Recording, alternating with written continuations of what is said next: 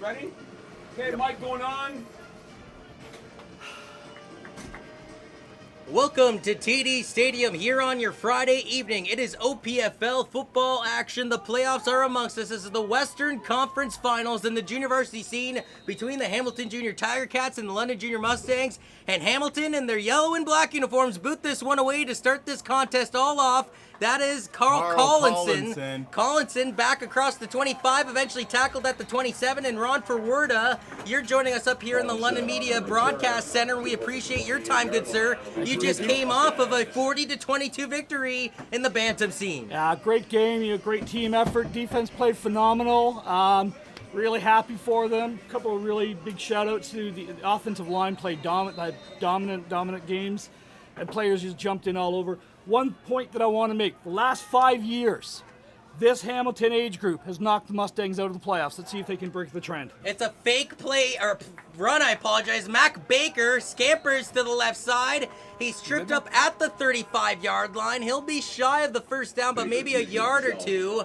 But still, it brings up second down and goes back into the stats. I wanted to start this game off. Mac attacked Baker, 47 of 84 passing. That's 56% for 863 yards, 7 touchdowns, and 3 interceptions. You may go, that's not overly impressive, John. Well, his 499 rushing yards on 43 carries for 11 touchdowns on top of that certainly is.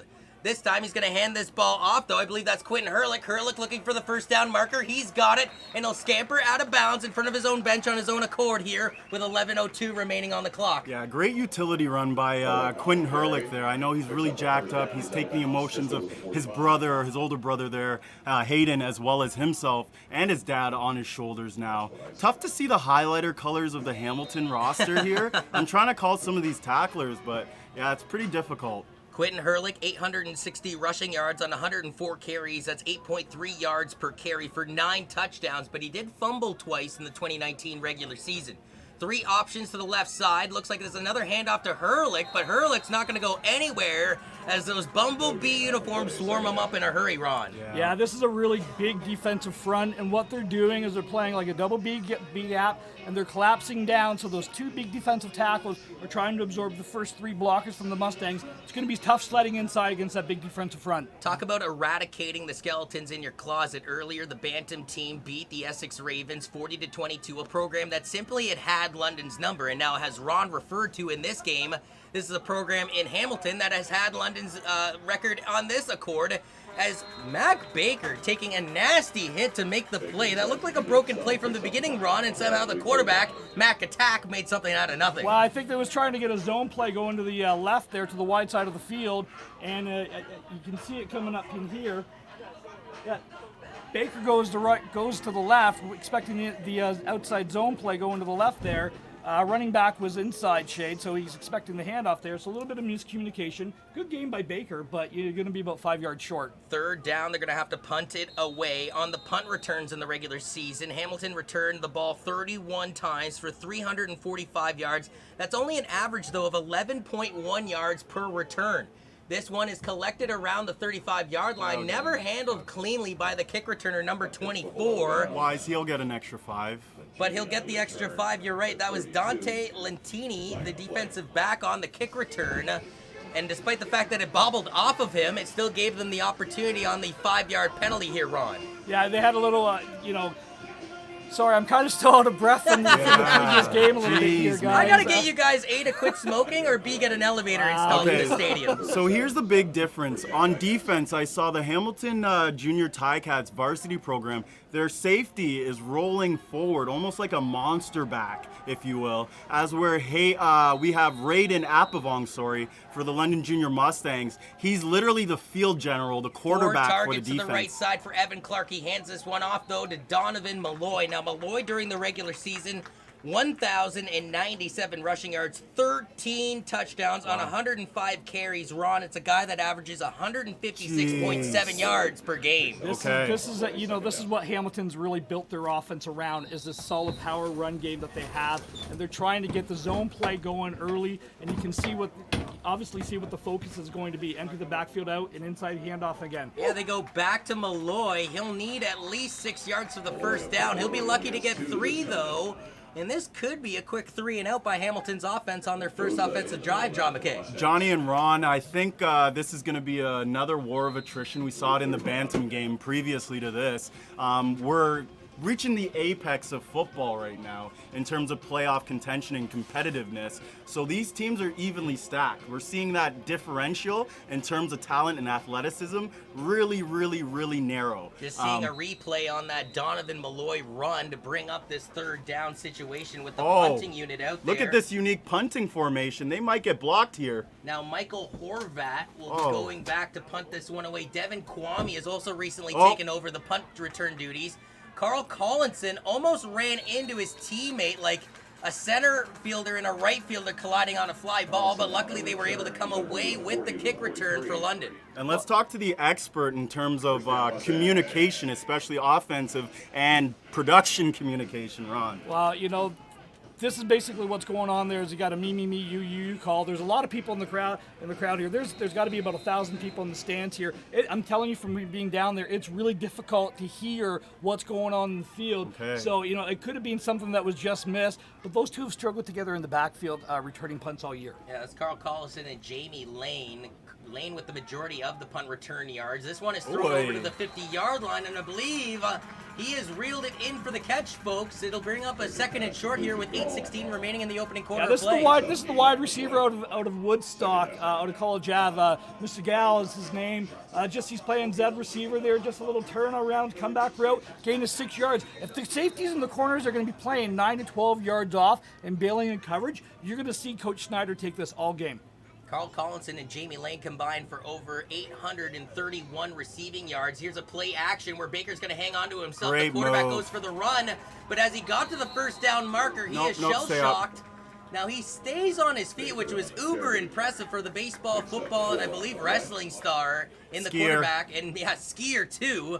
But they do give him the first down. Ron, I was a little surprised because once he got to that first down marker, looked like he was going a little east-west instead of north, as you see on the replay. As you can see in the replay here, you're going to see the safety coming down. He's basically tracking the quarterback, and you can see him coming out, and he's the guy who's going to be responsible for the quarterback. So we're expecting a lot of runs from Baker tonight. It's very varied. I'm watching the safety as he comes upfield to make the tackle. He's playing more of a traditional, and Coach Ron, I actually was a player who was uniquely gifted enough to play this position, the Joker monster back position. It's essentially like an outfield catcher, as you will, for the defense. You're just reading and reacting to the most volatile player. Well, and the other thing that you're starting to see is, and maybe this is why Hamilton's starting to bail on their coverage, is they're playing almost like a cover 3 shell across the top with the safety eye on the and they're hoboing. Yep. They're After HBOing. an 8-yard gain from Quentin Hurlick here on second down, they give it back to McAttack. It'll work. Baker It'll always past work. the 40, skips past the 35, trying to get around one tackle as he fights his way past the 30 to the 27-yard line. And I believe a Hamilton player tried to grab at his face mask while pulling him down. This could be more yards tacked on. Yeah, this is going to be 15 yards after the play. It's definitely a face mask call here. It's unnecessary roughness face mask. I believe it was against number 45 against the Ticats, who was the culprit on that. But there you go. You saw the safety who's almost playing that hybrid 2-back spot. He shot down. Baker made a great move to get inside track on him, and then made the guy miss, and then he was off to the races. He was able to bounce it outside from there. That's Antone Elwood Bennett they called the penalty on. It brings the ball within the red zone here, partner, and as a result, it will be a first down play. So we're just switching the mics around here. I just want to make one note. I know I'm not a big quarterback enthusiast. I like to beat up quarterbacks and hit them as a linebacker. Now Quentin Hurlick trying to get off of a tackle, partner. I beg your pardon as he gets past the 10-yard line to bring up second down. No problem at all. All I was trying to comment on is I want to see Matt Baker slide a little bit more. I like his tenacity and his passion. Couldn't agree with you more on but that. But you got to protect your asset who's making the most crucial calls for your offense, right? I The production. Referred to him with the Reese Staley comparison in our previous broadcast, but Chris Merchant was a guy for the Western Mustangs, their university team, gone to back-to-back Vanier Cups. And that's something that's taken him a while to develop, but he's finally learning to slide feet first, and it's avoiding a lot more punishment as a result. This is McAttack Baker hanging on to it. Now, can he find his way into the end zone, trying to tiptoe his way down? And ironically enough, he does slide feet first, but this time out of bounds. He'll be shy of the first down marker. Now, Ron, Do you gamble here, or do you just take the 3 points that he's willing to give you? I think you ought to take the 3 points early in the game and set the precedent, get the first score on the board, settle the nerves again. You know, this is a big game for both of these teams. Hamilton's only loss this year was against these junior Mustangs. The only loss that the junior Mustang junior varsity team has experienced in the last 2 years was in the playoffs here last year against these varsity Ticats. So this is something that they definitely want to go after. Brady Lister, 3 of 5 in the field goals for 60% in the regular season. This, albeit a chip shot, though, from 13 yards out on the inside of the inner hash. Snap and hold is good, and the kick is through the uprights. And with 5:27 remaining in the opening quarter of play, it is a 3-0 contest in favor of the home team in the London Junior Mustangs. And I want to make a special teams cliff note here. Brady Lister, absolutely with a sensational highlight reel play last week in terms of recovering a punt that was a high snap over his head, went about 15 yards downfield and did an impromptu rugby, if you will, kick and netted about 45 positive yards.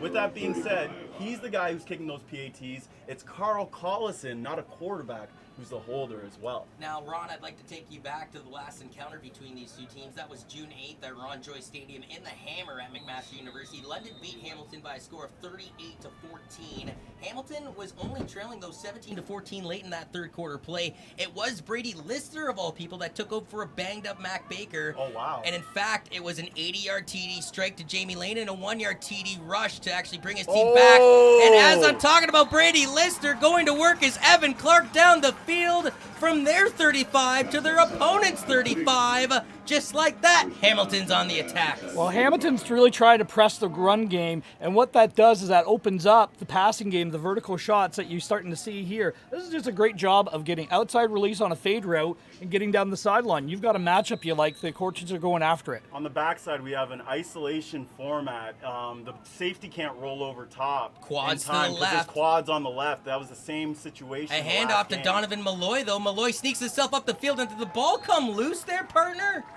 No, it didn't. He just fell down to the ground with it. I thought I got a little too excited there for my own good. It is a first down for Hamilton as they're awfully close to the London red zone. So it's an inverse of what we saw with the Hamilton defense. Hamilton, I mentioned, is HBOing, which means that the two-back is actually rolling across, covering whichever accountable receiver he's targeting, wherever he moves on the field. London's not doing that, and it's being exposed with his trips and quads formation right now. 3 evenly split going into the air as the quarterback off the intended target's hands, though I believe that was Lucas Mailer. It might not have been, though. Again, a little hard to pick out the numbers on those Bumblebee uniforms. Ron, I want to go back to Evan Clark's numbers in the regular season, though, for you. He completed 54.8% of all of his passes, 86 of 157, 1,285 yards in the air, 16 touchdowns. He then added 3 touchdowns on the ground and 400-plus yards rushing. Yeah, you know, he's a really good dual threat quarterback. But again, it all starts with Malloy in that running game. If they can get him established for Hamilton, this could be a long day. And the Mustangs traditionally love to play zone against these guys. Look at these quads on the boundary side. As they will hand it off to Donovan Malloy again. Malloy will be struggling to get past the 20-yard line to bring up a third down play. And just like London, who had such a strong offensive drive that sort of stuttered out within the red zone, Hamilton stutters out, well, pretty much at the red zone. And you know what? Colleagues, I don't disregard what Hamilton Junior Ticats are doing right now. I really enjoy it. Not because they're black and yellow, Pittsburgh Steelers reference right there, but more so because of the flow. We talked about the flow of the game and seeing the offensive line get a lot of push, and that's what we're seeing them try to establish, especially when you see on this the one edge. is going to be a 26-yarder from the far hash mark. Good. It is up, and it is wide left. Jamie Lane out of his own end zone, past the 10, past the 20, skips past the tackle. No, he doesn't. A shoestring tackle drops him down at the 26-yard line. Again, you see me getting excited as I usually do in games, but we're seeing, You get excited? No. we're seeing athletes here, and the competitive nature and the competitive level is kind of catching up here as we have one of our lovely assistants here. Excellent aide. Thank you. What is your name? So Casey hooking up is the real MVP. That's not here. water though, Ron. I don't know. It's not necessarily healthy for the hydration, my friend. Do I look like I care about the hydration So points at this lost point? in all this, by the way, folks, Michael Horvat was 9 of 18 in the field goal department. That's only 50%, despite the fact that he was 27 of 28 on the extra points. Maybe we should have seen that missed field goal coming as it remains a 3-0 game in London. Back onto the field with the offense, goes to a run on their first play of this drive with 2:35 remaining in the first quarter clock, Ron. Yeah, again, they're trying to establish the inside run. The Mustangs have been a really run-centric team with taking the shots to Lane and Cullinson during the year. But Hamilton's DBs can match up man-to-man across the board. They've got to have another guy step up. London outscored their opponents during the regular season 332-82. Mac Baker slings it to the near side, caught by Carl Collinson. First down and a little bit more. He's out in front of his own bench with 2:05 remaining on the clock. Just a little Spain route, or what we call in Mexico. It's just a hook route about 8 yards downfield. You need 6 for first down.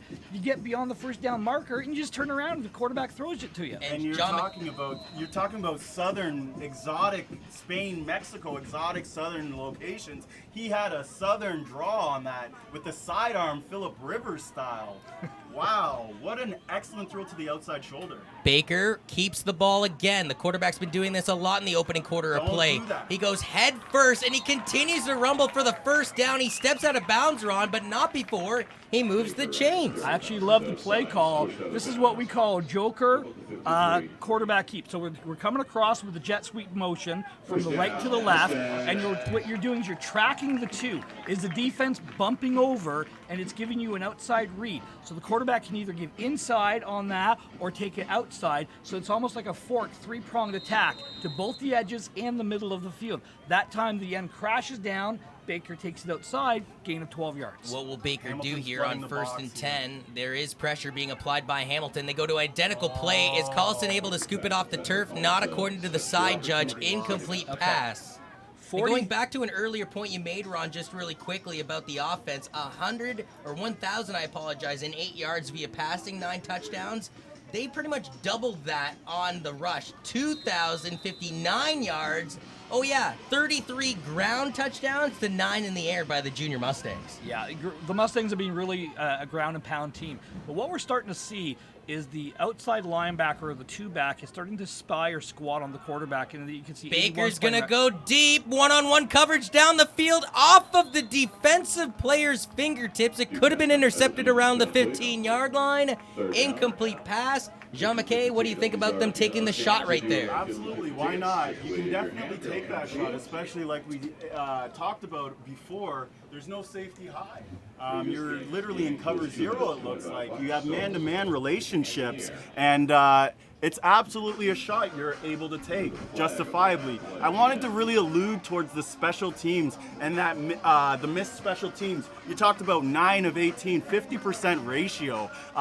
Mike Tomlin actually elects to go for 2. He always goes for 2 as an extra point because there's a 60%. What? Yeah, no, This is the roughing the passer call against the quarterback. Baker throws his ball, and it's clearly released, and the defensive end from the right side, I don't have the number, came through, hit him late. He took 2 steps. That's textbook roughing the passer call, and that's why he took the shot.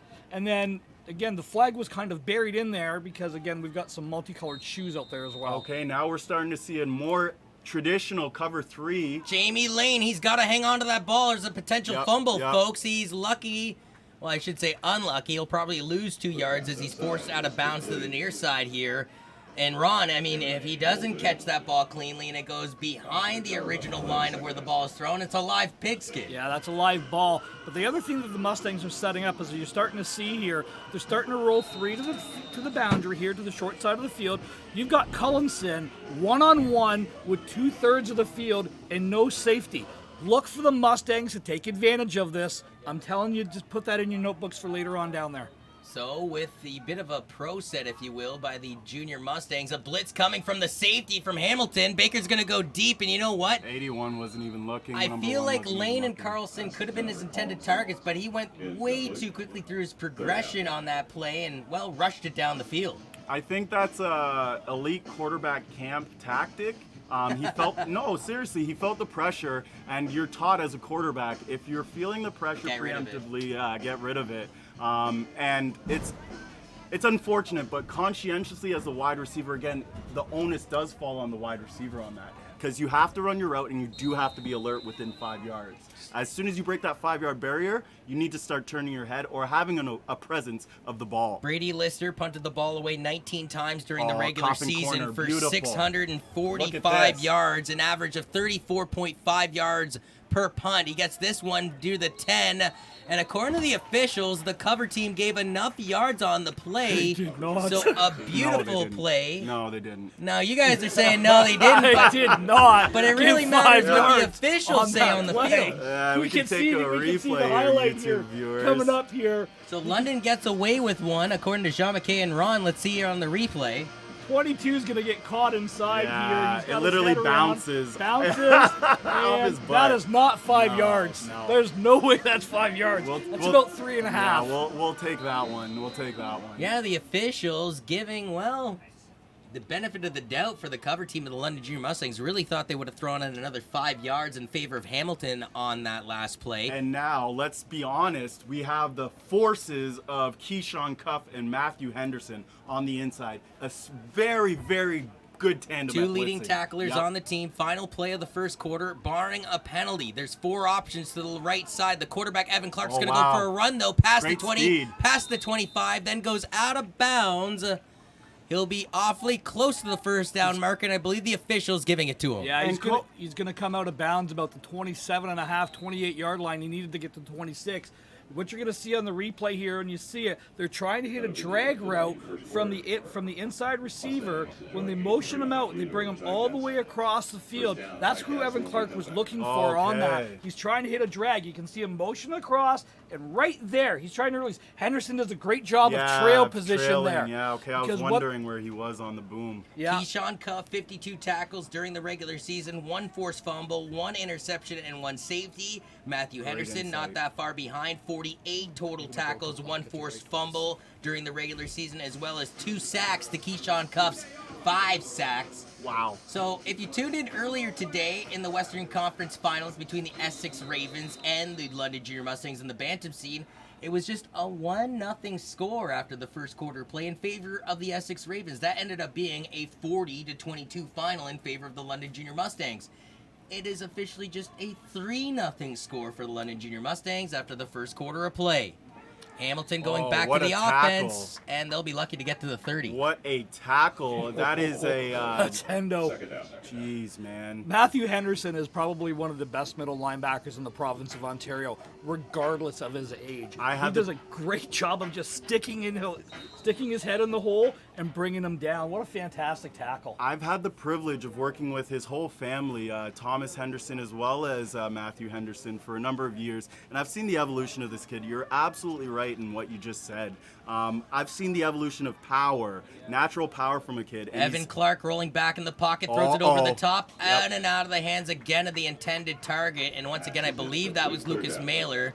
Or no, that's actually, I apologize. It was number 22 on that last play in the intended target in Liam Jewell. Now, Jewell only made 1 catch during the regular season for 10 yards. He's mainly leaned on for his running back ability, 52 carries for 311 yards and 3 touchdowns during the regular season. Yeah, absolutely. I was just mentioning Hendo added speed to his game. That's all I needed to say. Power plus speed is dangerous. Go ahead. Coaching note here, though, they had Keyshawn Cuff, who's a bigger, more stout run defender, dropping the pass coverage there. I'd be more inclined to flip Hendo and Cuff around a little bit. Great boot there by Hamilton yards. Junior Tiger Cats. Again, no yards. Punt protection given by the Hamilton Junior Tiger Cats in order to let their kicker go to work in Michael Horvat.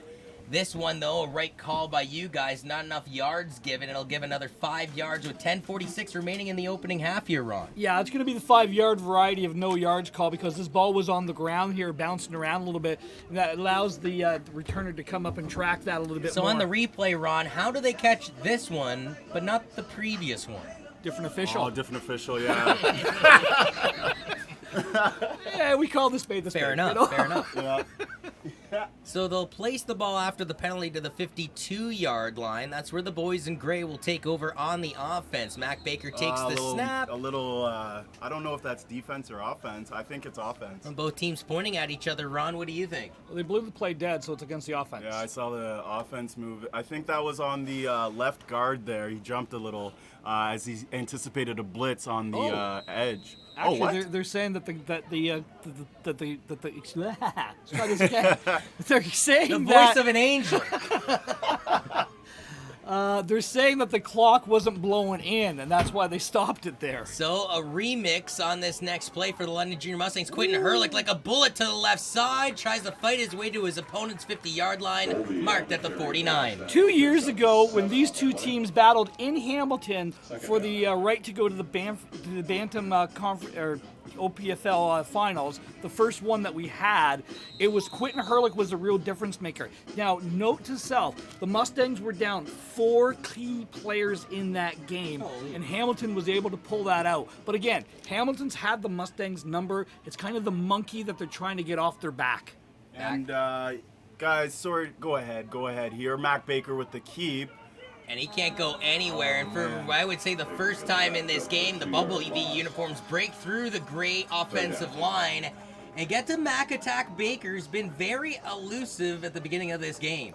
Too quick to chip to backer there for the offensive lineman there. Number 65 actually was a little bit too fast, almost the same as Mac Baker's throw there, his big shot. He actually got to the second level, what we call chip to backer, where you kind of give a punch to the offensive or defensive lineman and then get right into the face of the linebacker there. Look at the wide shield that they're coming up with. This is putting a lot of pressure on the center, Justice, so we call him Chico Sinos there. Yep. Lots of motion in the middle. Now they're going to close it all up, though, as you say that, Ron, with 9:25 remaining here in the first half of play. The punter given plenty of real estate and Brady Lister to nail this one as a one hop off the 20. The kick returner is pushed out of bounds around the 15. So once again, Brady Lister pins his opponent within the 20 with 9:16 remaining here in the opening half of play. A reminder again that the last time these two teams played was at Ron Joyce Stadium at McMaster University. London beat Hamilton by a score of 38-14. And again, Hamilton only trailed in that game 17-14 late in the third quarter. Brady Lister picked up for Mac Baker in the second half with an 80-yard pass to Jamie Lane and a 1-yard TD rush, one of 2 rushing touchdowns for Lister in that contest. In that game, the running backs sort of canceled each other out. Ethan Doby, 109 yards and 1 touchdown on 13 carries. Donovan Malloy, 103 yards, 1 touchdown on 17 carries. And the last game that they played each other, Quentin Hurlick did not play in that game, so Doby really stepped up. Doby just had great coverage on that special teams as well. He did a great job of maintaining outside leverage. 4 swag to the line. Evan Clark fires a dart to the near side. His receiver slipped, and that slip cost him as a plethora of gray uniforms plow him down to the turf. That's number 47 there on the defensive tackle there. Let me get you the name for the London Junior Mustangs. Oh, he's not even on the stat sheet here. 47 for the Junior Mustangs, my friend? Yeah, unfortunately. It was 97. Well, if it was 97, that would make a little more sense because that'd be Kyler Park. Yep. It would make sense if we saw those uniforms are, you know, like I said, white camo on the earlier game, and now we got the Bumblebee uniforms in the later game. Under the grandstand lights, they're ready for a fight here on Friday night in OPFL football action live on YouTube. Evan Clark, the quarterback, flushed out of the pocket, thinking about going for a run. Instead, he is sandwiched by 2 Junior Mustang uniforms. It'll bring up 3rd down. We're talking about the linebacking duo. That's Keyshawn Cuff and that's Matthew Henderson. They are coming with bad intentions for that quarterback. But again, the quarterback does the right decision here. He's got to pull this dot down because the end crashes. The words right out of my mouth, Ron. Literally, I was going to say, we call that, millennials, we call that an old head moment. So, Sean McKay, I'm going to throw this at you. The ball is placed at the 14-yard line, and we have less than 8 minutes remaining in the opening half. It's a 3-0 game.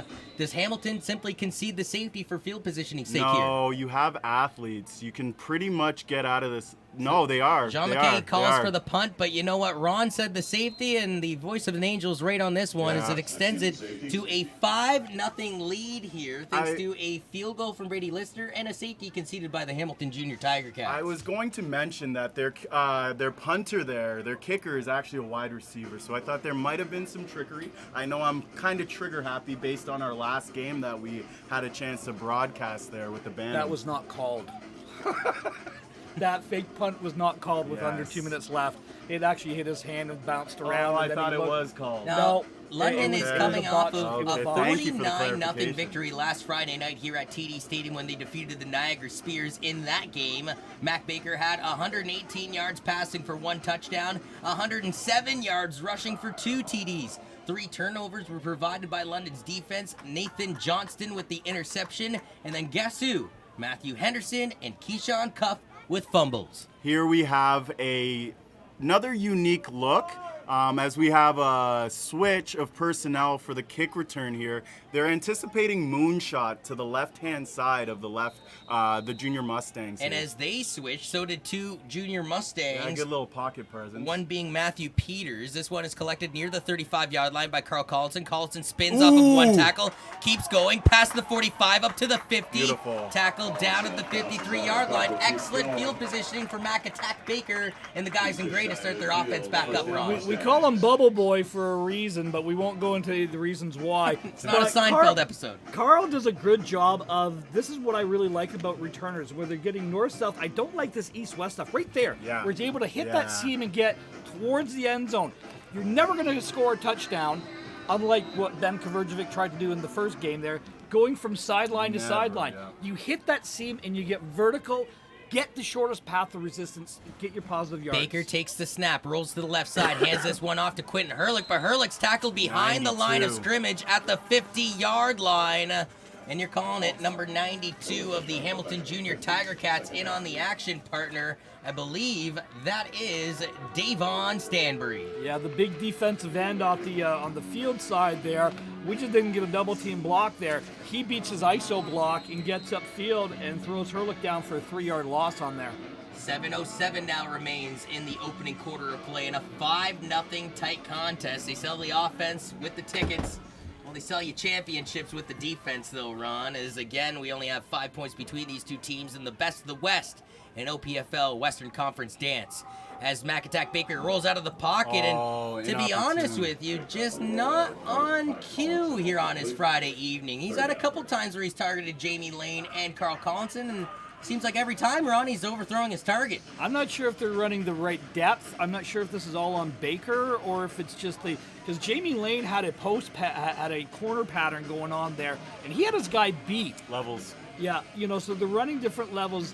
What they're trying to do is they're trying to stretch the ball, and Hamilton knows this, is they're trying to stretch the ball to the outside, let the playmakers on the outside get one-on-one. Hamilton's not allowing that to happen. They've got a great game plan so far. Brady Lister back at his own 36-yard line, awaiting the long snap to boot this one away with 6:40 remaining in the opening He half can of make play. magic happen. He can make magic happen. And he had a bit of a run into that ball, too, as he got the real estate. It takes one bounce at the 30. There will be not enough yards given by the junior. How are they catching it now, but they didn't catch the most obvious one in this game? Because it's on the other side of the field, and it's a different official. Yeah. You want me to call it? I'll call it.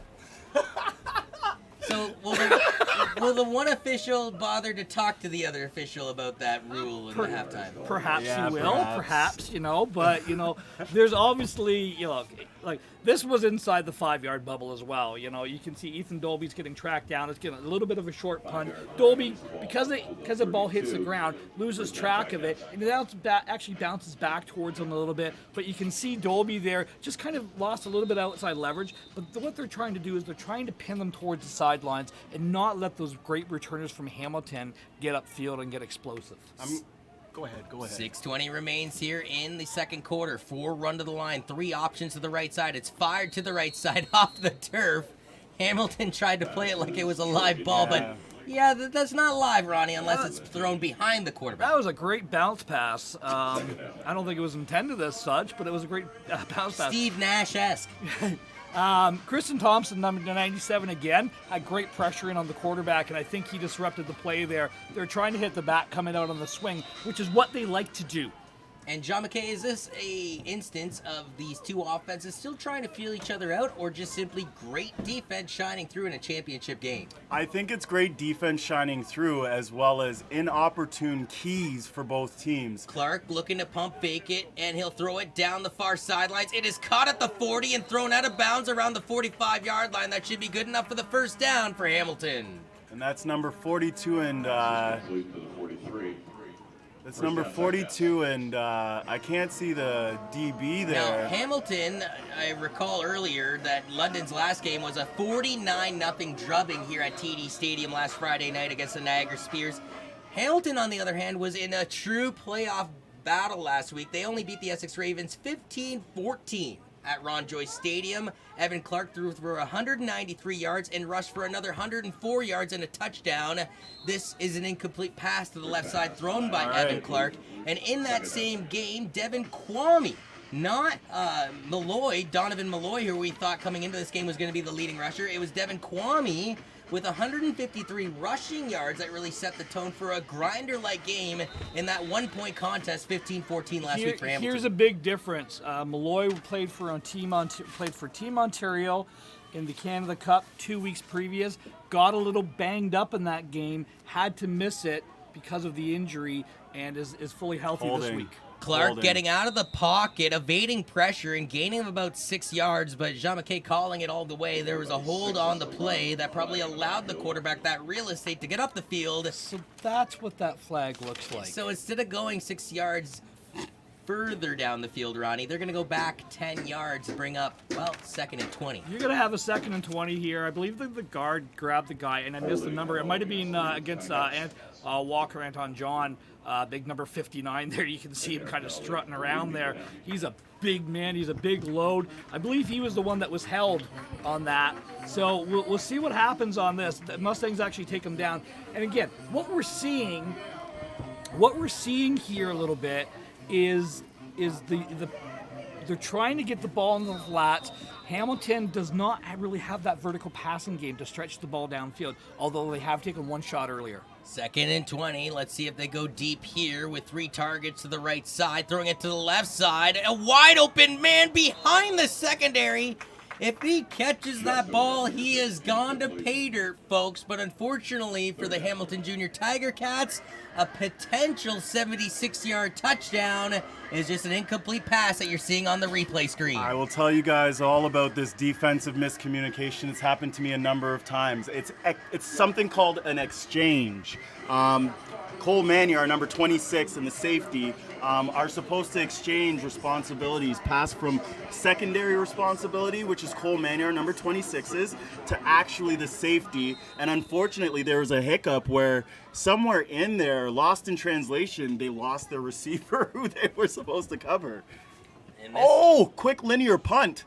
This one will trickle like a rock across flat water to the 45-yard line. Same official, bro. But there is a flag, Jean McKay. It's just lost underneath all those sneakers, so there will be 5 yards tacked onto this one.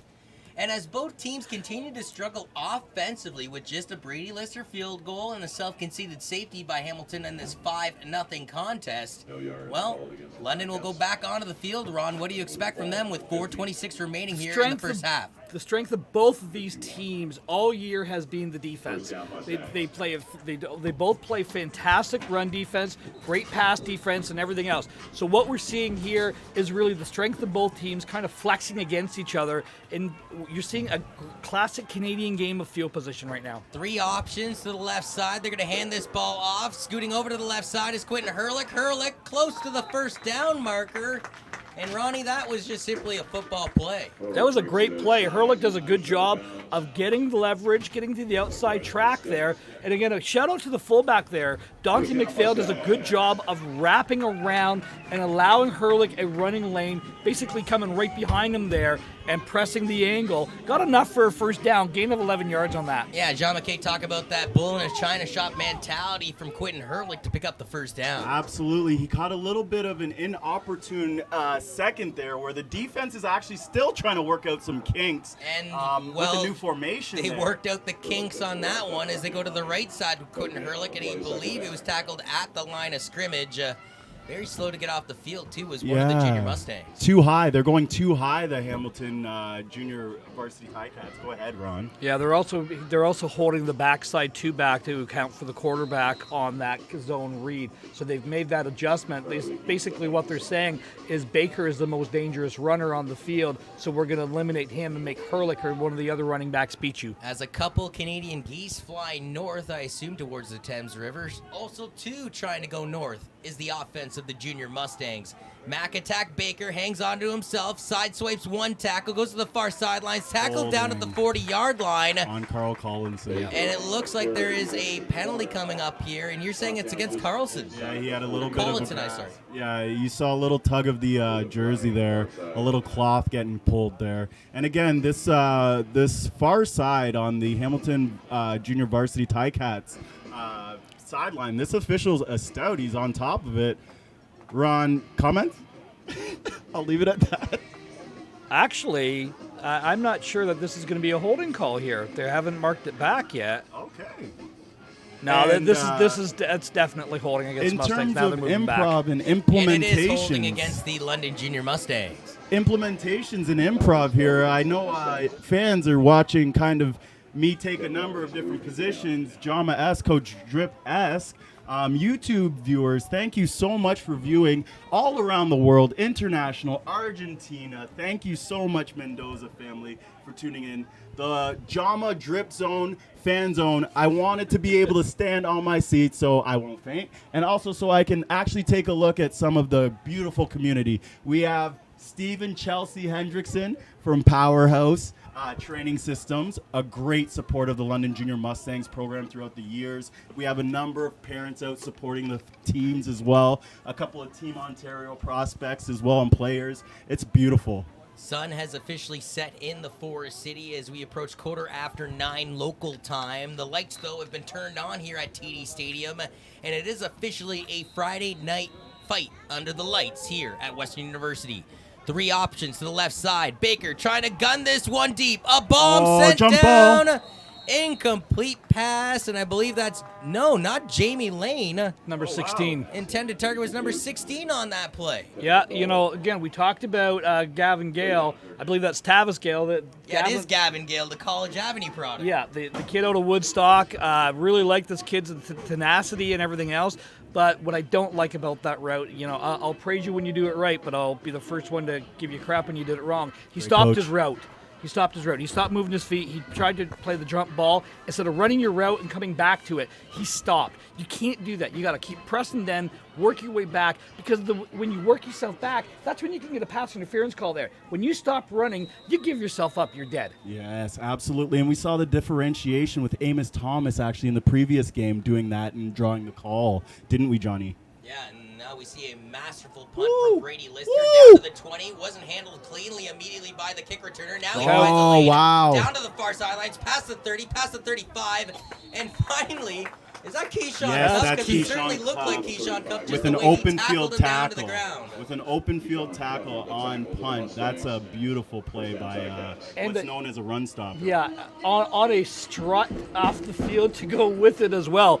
Keyshawn's a great athlete. He plays I call him a defensive end just to get under his skin a little bit more. But again, great linebacker, really physical, fast, plays with intensity. But you can see, having your best athletes playing the special teams, that sometimes really comes into an advantage because you don't have that drop-off there. That's such a big part of the game. Last game of the regular season, Vaughan Rebels actually forfeited their contest to the London Junior Mustangs, so it went down as officially a 6-0 game. They won 49-0 last week against the Niagara Spears and are up 5-0 here with 2:20 remaining in the second quarter.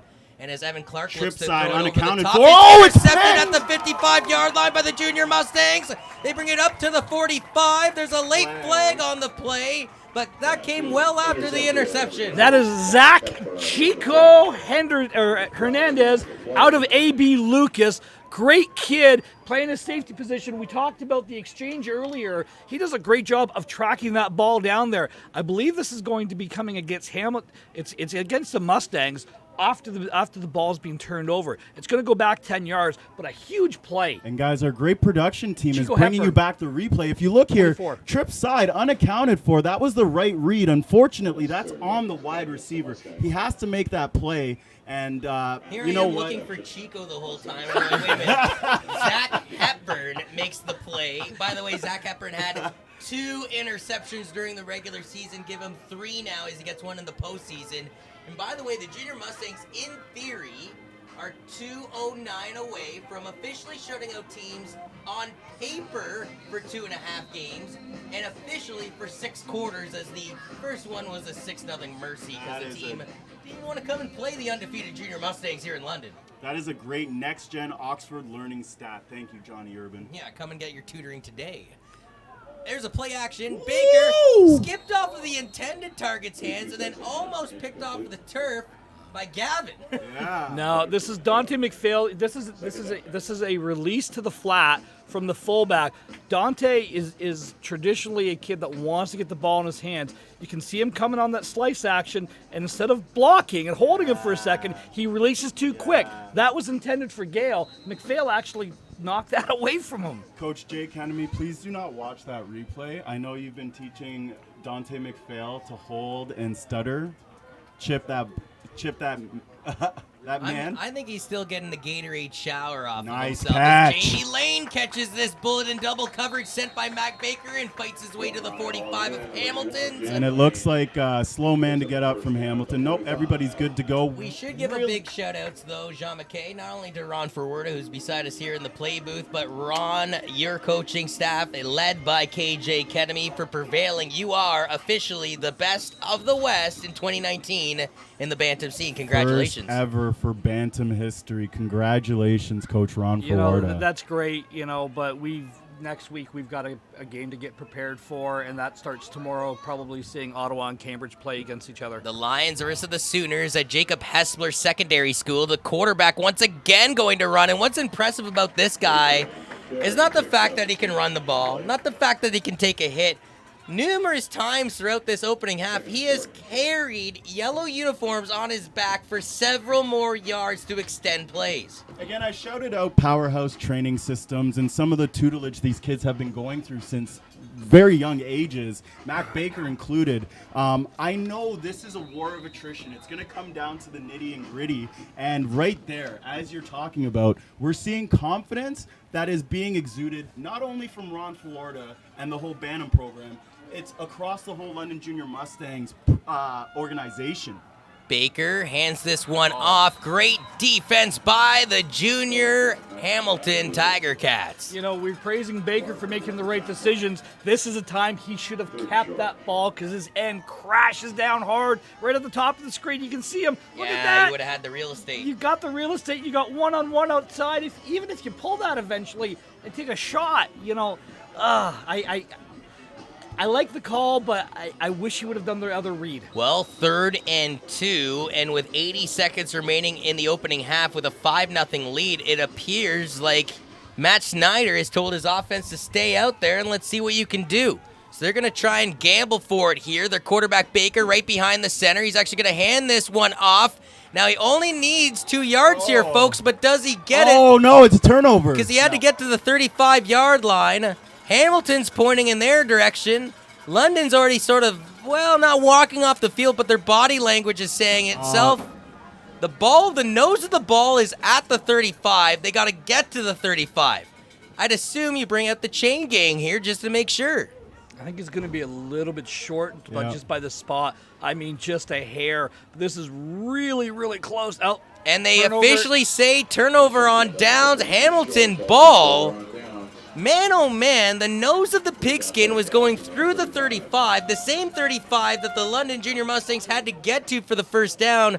Why in the world don't you just bring out the chain gang when it's that close is beyond me. And guys, Coach Snyder is livid, taking his headset off on the sideline and giving the business, absolute business, to the stick crew here. I think there was a little bit of a gracious spot. The stick crew doesn't even have to move, right? I mean, the ball stays at the 35-yard line. That's where the first down marker is now. It's the line of scrimmage for Hamilton.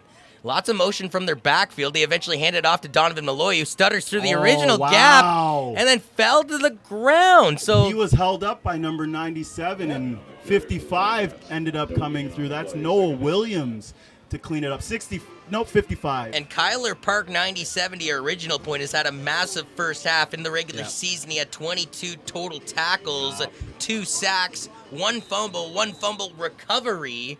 But he needs big standard defense from all your boys in gray today, and that certainly is what's happening for Coach Schneider's team. Yeah, big number 97 there plays out of East Elgin for Coach Gary Hollenby, who's the head coach of our varsity program, who play in Essex tomorrow night. They split them up. 3 aside does Hamilton. Evan Clark flushed out of the pocket. Clark's going to go for a run. Past the 40, skips past the 45, finds a hole, past the 50, through midfield, just shoestring tackled past the 50-yard line.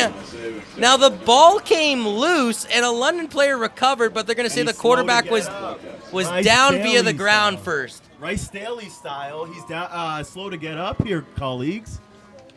Trying to get the number. I'm sorry, guys. I don't have my glasses. Evan Clark here with the sensational Mike Vick-esque run. And Clark, during the regular season, 39 carries for 402 yards, 3 touchdowns. He averaged 50.2 rushing yards per game. His biggest enemy right now is the clock. Only 20 seconds left in this opening half of play. And here we see trips both sides, a 33 front, empty, now shotgun. Clark in the And he's pocket gonna boot. to the right side, Plenty of pointing space. at his receivers, throws it down the field.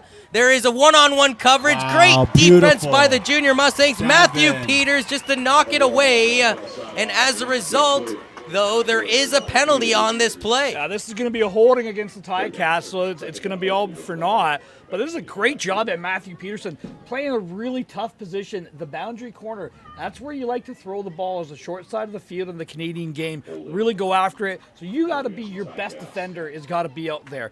And Matthew Peterson does a great job. Tall, lanky kid, great speed, great tenacity as well, but good positioning as well on that ball. John McKay, I like Hamilton, though, taking their shot in that situation in the dying seconds of the opening half with no points to show for themselves. If they make that catch, they're well within field goal range to get some respect before the halftime break. YouTube viewers, does this look like a promise face to you?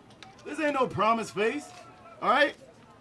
Now Peters Island, you ain't getting nothing. Now Clark's going to fire it down the near side. This Peters one is Island. off the fingertips as again it You ain't actually getting nothing. it was another big play by Matthew Peters, and that should, I dare say, should conclude the opening half of play, and it does. So once again, offense sells tickets, defense wins championships. It's just a 5-0 game for the London Junior Mustangs over the Hamilton Junior Tiger Cats here at halftime. Before we go off to the halftime break, guys, Ron and John McQuay, maybe give me your insight from that opening half, a true defensive battle.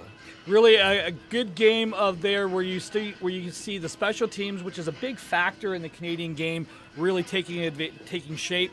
It's a third of the game. You see both teams really playing the field position game there.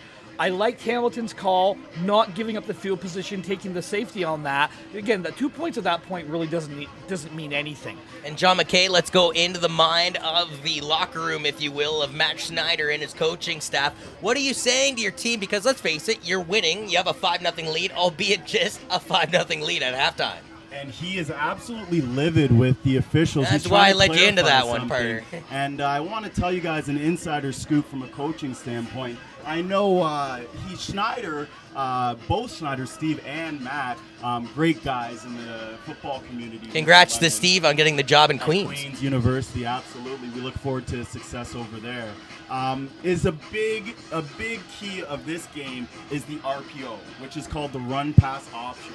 Matt Snyder lives off of that, and with Mac Baker being the absolute integral piece for that athleticism piece of the RPO at quarterback, it's now going to be up to the offense to produce something.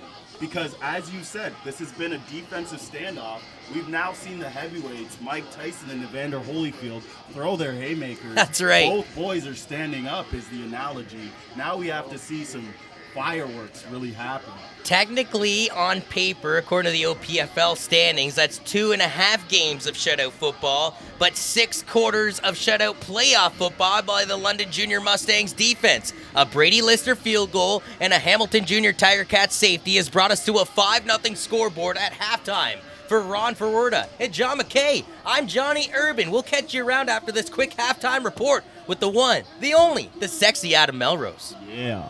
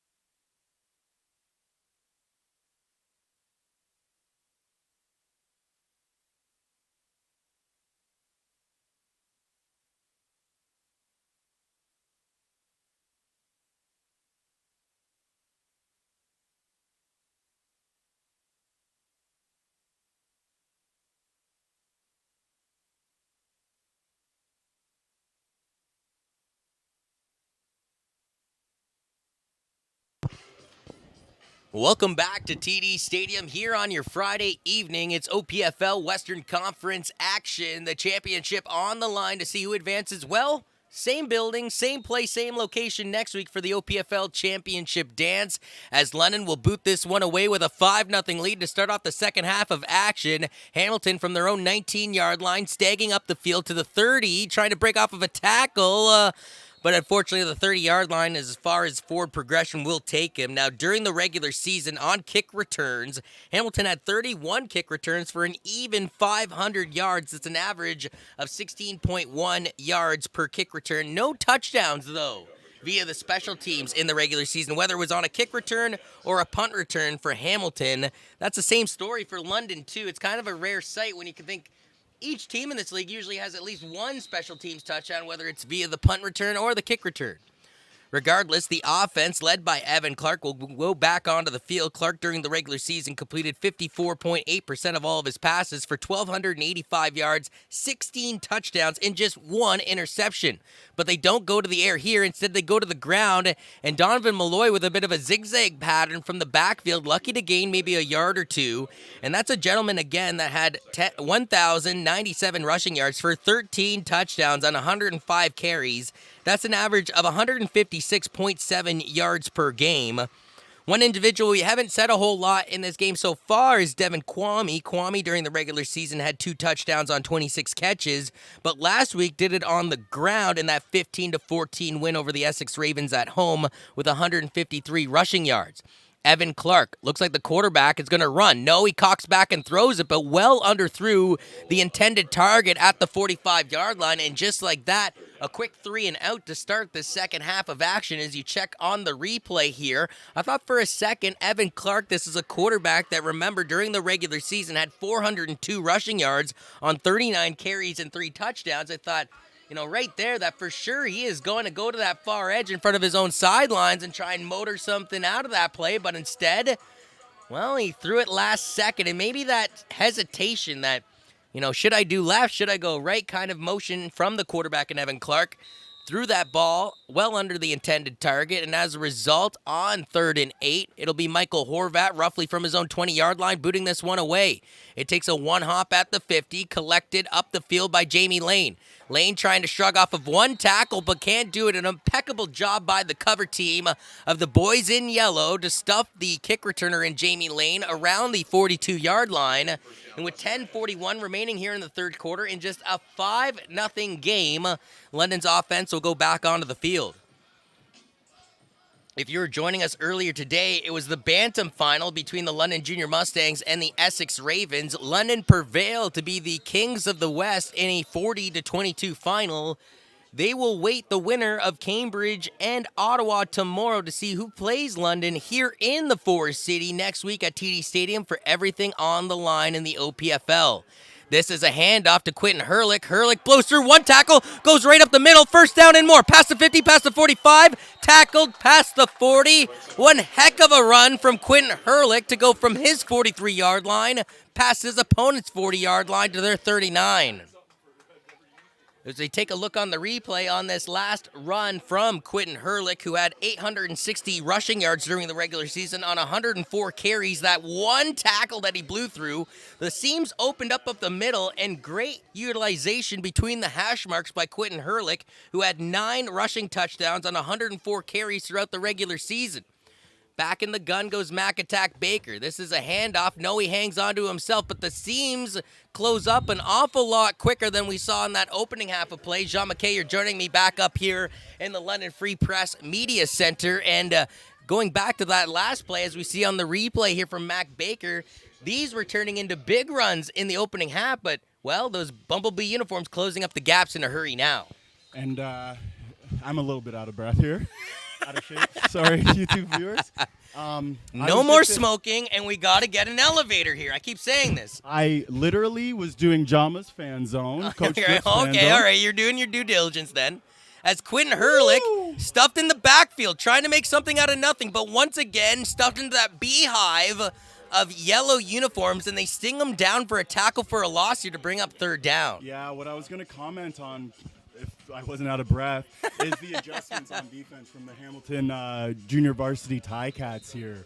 What adjustments, if any, do you make from the London Junior Mustangs, knowing that they've shut out the last 6 quarters of playoff football action? So they're kind of catching on to your run-pass option game as well as your counter and your power game with Quentin Hurlick, number 28, and number 4, Mac Baker. I think at this point, you have to start letting it loose. You have a lot of weapons. Number 16, you have Jamie Lane, as well as Carl Collinson. 3rd and 5, they are forced to punt it away from the 45-yard line. That's This will a be rouge. Brady Lister. That's a Lister to the rouge. back of the end zone. It goes off the kick returner's fingertips through the back of the end zone. Jean McKay called for it, and he got it. The most Canadian play in all of football. The French call it a single. The English call it a rouge. Wait, that seems backwards. It's a 6-0 ball game. And viewers, if you want to know a little bit of history on the Rouge, I know we get to go in depth once again on the Rouge. Coined the Rouge because in the original days when the Rouge came into concept in the Canadian game, the officials actually used to carry a red flag. That's throw correct. A red flag in terms of indicating that the point was scored. And yet, in the province of Quebec, they refer to it strictly as a single, but in Ontario, it's known as a rouge. It's colloquial backwards, if you ask me. Absolutely. 8:28 now remains here in the third quarter play in what is now a 6-0 game, a safety, a rouge, and a field goal. Still looking for a first Oh, my major of goodness. any kind. So we're going to And see. here's a run through the hole. He's got a big gain. Can he turn on the just down the field? Man, oh man, from his 35-yard line, close to his opponent's 45. In fact, he pushed it past it. What a run by the Hamilton Junior Tiger Cats. As you check it out on the replay here, take me through it, John McKay. Guys, I have to commend the Hamilton Junior Varsity Ticats for their adjustments at halftime here. They have brought in number 90, an absolute monster of a spell fullback here. Let me get you his name. And they go back to another run and another first down, this time up to the 30-yard line. So you talk about making adjustments, sure, but man, oh man, they're going to have to tighten up the bootstraps in the London defense. I can't see the bumblebees, but I'm telling you guys, the fullback, the spellback here, I think he's number 95. I don't know what number he is, but he's in motion right now. He There's is another absolutely man rumbling to the right side. They run the ball to the right side, and they're going to gain maybe 3 yards out of that play. 7:19 now remains here in the third quarter. Tayon Corcho is the guy that I've been struggling this whole drive to identify for the Hamilton Junior Ticats.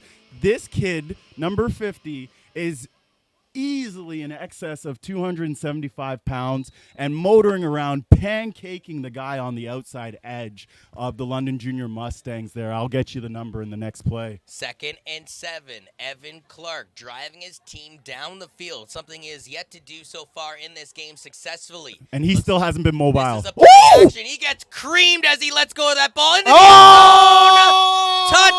zone. Touchdown, Hamilton. Wow. A 28-yard TD strike. Their quarterback, Evan Clark, took the hit to make the play. And he is rightfully so jacked up. So were we. What an outstanding ball presence, a possession catch by the Hamilton Junior Varsity Ticats receiver. Let me get you the number there. That's number 89. Wow, that is something phenomenal. Sorry, 81, Ethan Charette, I believe. So Sherritt, by the way, did not have a touchdown registered in the regular season. I thought part of that it was Lucas Mailer, number 80, as the extra point is good. And Hamilton gets their first taste of the lead here with 6:36 remaining in the third quarter of play. It took till midway through the third quarter to get our first touchdown of the game after seeing a field goal, a safety, and a rouge. It took a massive touchdown from the Hamilton Junior Tiger Cats, and big tip of the hat has to go to Evan Clark, who took the hit to make the play. Yeah, and as we look at yards per game here, I'm trying to take a look at some of the deeper stats here. And we talked about some of the keys for London Junior Mustangs to get back in this game. I'm looking at receiving yards. The number 1 and number 2 receivers here, Carl Collinson, averaging about 60 yards per game. Jamie Lane averaging about 58, about 2 yards respectively off. Both these guys are lacking in terms of production, so let's look at them to be targeted here in the second half. Now, something that Coach Ron Ferwerda talked about, though, in the opening half was Are they throwing this ball over their intended receivers in Jamie Lane and Carl Collinson from their quarterback in Mac Baker? As here's the kick return by Collinson past the 25, tackled down at the 27. Or is their quarterback not just overthrowing the ball? Are the receivers not running the appropriate routes? Synchronization, and there's something in terms of a cadence of time between the quarterback and the wide receiver. So one of the big keys that we need to take a look at is the fact that both those wide receivers, those stretch wide receivers on the outside, are also kick returning. That will fatigue them in terms of that workload management that we referred to so much in the Bantam game. In terms of workload management, they're now going to be fatigued when they're running their routes, their deep routes, so that's going to turn off the timing in terms of that quarterback-wide receiver relationship. Now, if you're the London Junior Mustangs, though, Jean McKay, you were enjoying, and I say enjoying briefly, a 6-0 lead courtesy of that last rouge from Brady Lister. And then all of a sudden, your offense hasn't provided a touchdown, mind you. They had a field goal from Brady Lister. Hamilton conceded a safety, and Lister gave them the rouge to give them 6 points. They have yet to get a touchdown. Their defense was perfect for the first 6 quarters of the postseason. Now they've given up their first touchdown, their only touchdown of the postseason. Touché. And now they're losing 7-6. So if you're the London Junior Mustangs, I mean, the pressure is on. You've never really truly been in this position for, 2 games? Oh, and it bounces this one past. bounces by him to the 20-yard line, and he'll struggle to get back to the 25. Now, what was really interesting there, John McCoy, is I think, and again, I can't get into the player's head as we'll get the replay on it, he thinks that ball is going to bounce to his left. And if it bounces to his left, that's out of bounds, and it's penalty yards. Instead, the oval bounces to the right there, and it tricks the kick returner. You know what? And that is looking at the replay there. Thank you so much, Adam Melrose and Melly Mel doing a great job all night Purple long. Kool-Aid Productions is just yeah. leveling up every week. Goodness gracious, they are on fleek.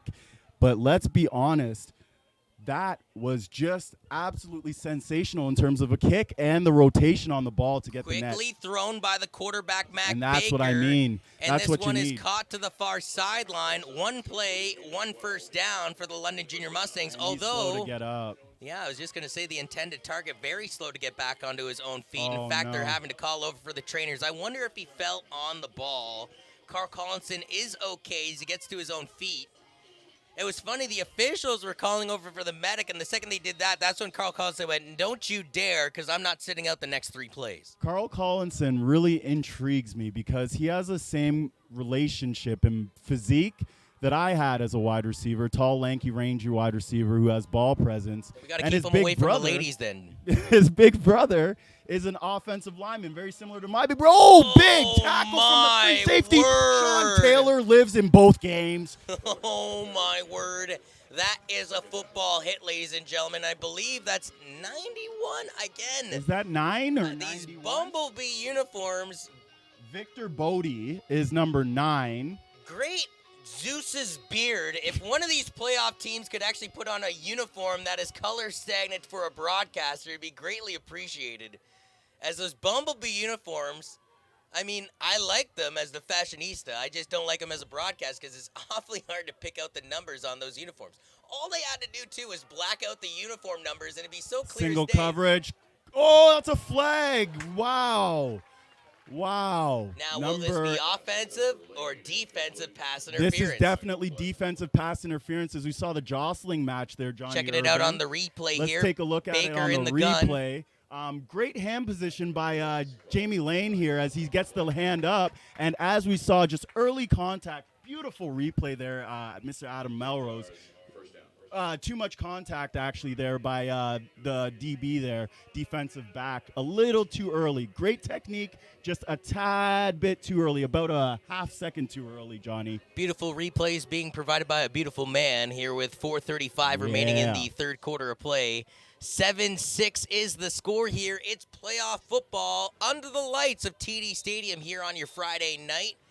As Baker tries to organize the offense, rotates a man from the right to the left side of the line, takes a high snap, hands this one off to Quentin Hurlick. Hurlick to the left side, looking to get to that outside edge. Eventually met by the Bumblebee uniforms before the 50-yard line. But he'll gain, I would say, maybe 5 or 6 yards out of this play as we have 4:15 remaining on the clock. 2 points here.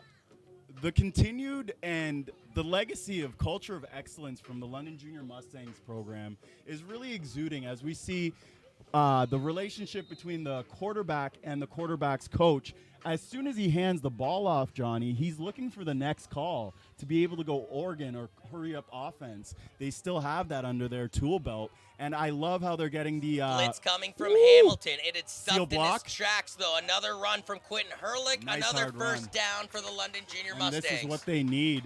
I was just about to say, I was saying the key indicator would be Jamie Lane and Carl Collinson on the edge. Now we're seeing them a little bit more involved here, and that will open up the run game for Quentin Hurlick. 28. Hamilton finished the regular season with a 6-1-1 record. Their one loss came in that 38-14 loss at home to the London Junior Mustangs. They also lost technically to the Ottawa Sooners, but both teams used ineligible players in that game. The league went back to the record books and made it a 0-0 tie. Oh, wow. So that involved their 6-1-1 record. One-on-one coverage down the field. Did he catch it? No way. Jamie Lane down to the 5-yard line. A 39-yard catch from Jamie Lane.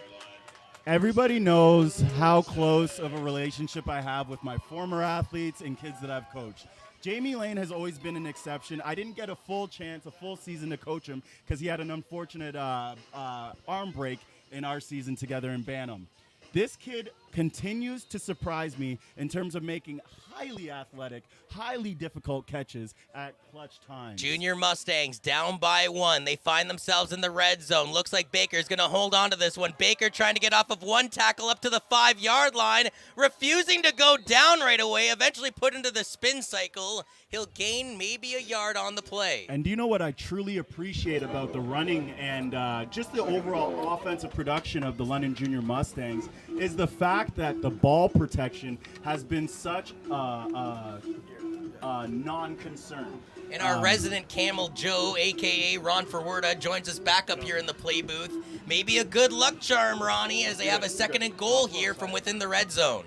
Well, let's see what they do. They've been able to take a couple shots with Lane in the second half here. It's good to see the Mustangs getting a little bit more creative. Baker takes the snap, looks to go to the end zone, has to get rid of it. He's swashed out of the pocket. Oh! Baker past the 5-yard line, tackled at the 3 this time. Somehow makes something out of absolute nothingness. 2 straight Baker plays, though, results in 2 yards gained. And again, this is a team that's only down by 1. Do you just kick the field goal and go up 8-6? Yeah, you play the game, you play the field position. Whatever win that there is actually, it doesn't look like it. It was really breezy early in this game. Now, I'm not trying to be rude, though, but if you're the London Junior Mustangs, this is the second time in this game that you've driven like a hot knife through butter, your offense all the way down the field. But the second you get into the red zone, it turns to pure concrete and they can't cut through. I'd take a penalty. As a special teams coordinator, this is the playoffs. I would literally bring my offense out, go for a hand call a timeout. Instead, the snap and the hold is good, and the chip shot from the 10-yard line from Brady Lister is good. Absolutely. It's now a 9-7 game here with a $1:02 remaining in the third quarter clock. So that river gamble that I was talking about from a special. That would have been. Yeah, from a you special. coach Team Ontario in the bronze medal? No, I didn't. Oh, okay. I thought you might. I would actually elect, because it's actually a lower probability kick the closer you are to the goalpost. Isn't that right, Ron? Yeah. So I would elect to actually take the penalty, to concede that 5-yard penalty for the late start, false start. Better angle, for lack of a word. Exactly. Yeah, and as a former kicker myself, it sounds, it's closer, it's easier. No, you have to be able to get that ball up. It's kind of like a wedge shot. You've got a short little distance. You got to get that ball up quick because that line is that much closer then. So, good job by driving the field. The big play to Jamie Lane on the vertical route. Maybe that softens up some of that run defense that the Hamilton's got. In our earlier game that we broadcast in the Bantam scene, where London beat the Essex Ravens 40-22, it was just a 1-0 game for Essex after the first quarter of play. It was only a 3-0 game for London after the first quarter play in this one, yet the defensive tide has ran true, as it's still only a 16-point game between these two teams with a buck left. here in the third quarter of play. I need Brady Lister on my special teams all Madden team, please. Or at least my fantasy team, 'cause right? my kicker sucks. Right? This kid is literally putting so much spin and velocity on the A little bit of English. ball. Yeah, he is actually making it very difficult for the returner to catch, which is actually fragmenting the return. You usually want to catch the ball in motion is what we always stress as an offensive production focused special teams coordinator. And Ron, maybe you could talk about it too, though, you know, the spiral being the best friend and not only a quarterback throwing the ball, but as well as a kicker booting it away. Yeah, you know, you've got to get that good rotation on that ball. You've got to drive it. I want to give a shout out to the coverage team by the Mustangs there. Nate Johnson in particular does a great job of tracking that ball from the inside out and does a great job of coming down flat and making the tackle. Unfortunately, we do have a Hamilton player down here. I think we're going to see the replay here. Yeah, you're going to see left Nate legs Johnson being attended to. Yeah, you can see the hit the returner coming right here, and right here you can see him tracking down, boom, closing. This is a great job of understanding where the runner is going. That's number 14, I believe, for Hamilton. That's Noel Caplisi. He's a wide receiver.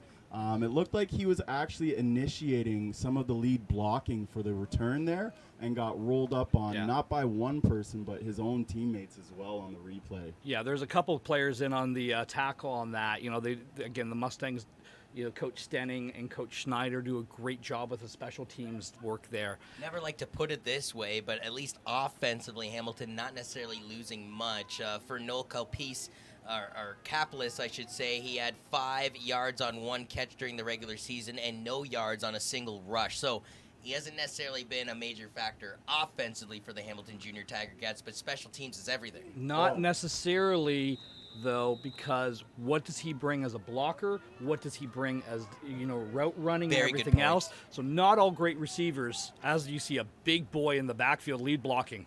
Yeah, and I talked about that earlier. That's Teon Corcho. And the pile keeps moving forward past the 35 before the play is finally whistled down. Sorry to interrupt you there, Jean-Michel. I was just expecting the whistle to, you know, come at us far more quicker than that, and yet the dog pile kept on moving. And this is the personal trainer in me. I know we haven't had a chance to talk too in depth about the psychological battle, but we're starting to see the fatigue really show on some of these kids now. Teon Corcho, I was really praising his tenacity in terms of pancaking every single time on this stretch block, but now he's pretty ineffective. Clark again handing it off on a delay, and it'll be good enough to get to the 40. Another first down for Hamilton, and man, oh man, after getting their first successful drive of this game in the second half of play with roughly, 6:36 remaining, that's when they had their first big touchdown with Evan Clark taking a massive hit to get it into the end zone. My point, though, being is it feels like, and I dare say this, I mean, Hamilton is starting to look like the better offensive team in the second half of play. They're going with their big boy they're or going rhino with their big package. boy with the rhino package, and I wanted to shout out Walker Antoine. So they break out the bulldozer. He goes over to the outside. He turns into an express train past the 40, past the 35, past the 30. He's going to go to the distance, folks. Touchdown, Hamilton. Oh, my word. That is a 79-yard TD strike. He just caught Isaiah Blackson, number 2, with the dirtiest hesitation step I've ever seen from this age group. If you want to look at the replay here, he breaks into the third level in full stride, hits the hezi step right there, and pulls away. Great touchdown. And I might have oversold it a little bit. It's just a 69-yard TD strike, sorry. but still, I think that's Gronkowski's favorite number for a reason. 69 yards out for the TD strike, and Hamilton retakes the lead here. Awaiting the extra point, the snap and the hold is good. And just like that, it's now a 14-9 game, and that was the final play, by the way, of the third quarter. That actually hit off the goalpost as well, as he felt a little bit of pressure on the right-hand side, his backside there, the kicker. 14-9 is the score, Ron. We're going into the fourth and potentially final quarter of play here in this Western Speed Conference final. Kills. You know, what we're seeing here is Hamilton's just getting they're outflanking the Mustangs defense. They brought a couple extra big boys in there. They're running a slice action, getting a couple extra, basically an offensive lineman pulling out there in front of a full house backfield. Yeah, the and big boys rumbling. Yeah, and you know what? You've got a speed demon back there who can take it 69, 79, 99 yards. Yeah, it didn't matter how many. Yeah. He would have ran right through the parking lot untouched. Yeah, exactly. And you know what? That was a great example of just they have something, okay? They figured something out, and now let's see if this really good coaching staff by the Junior Mustangs can adjust to what Hamilton is doing. London. Oh, look at this. They're seeing something. The coach is up in arms for the Hamilton.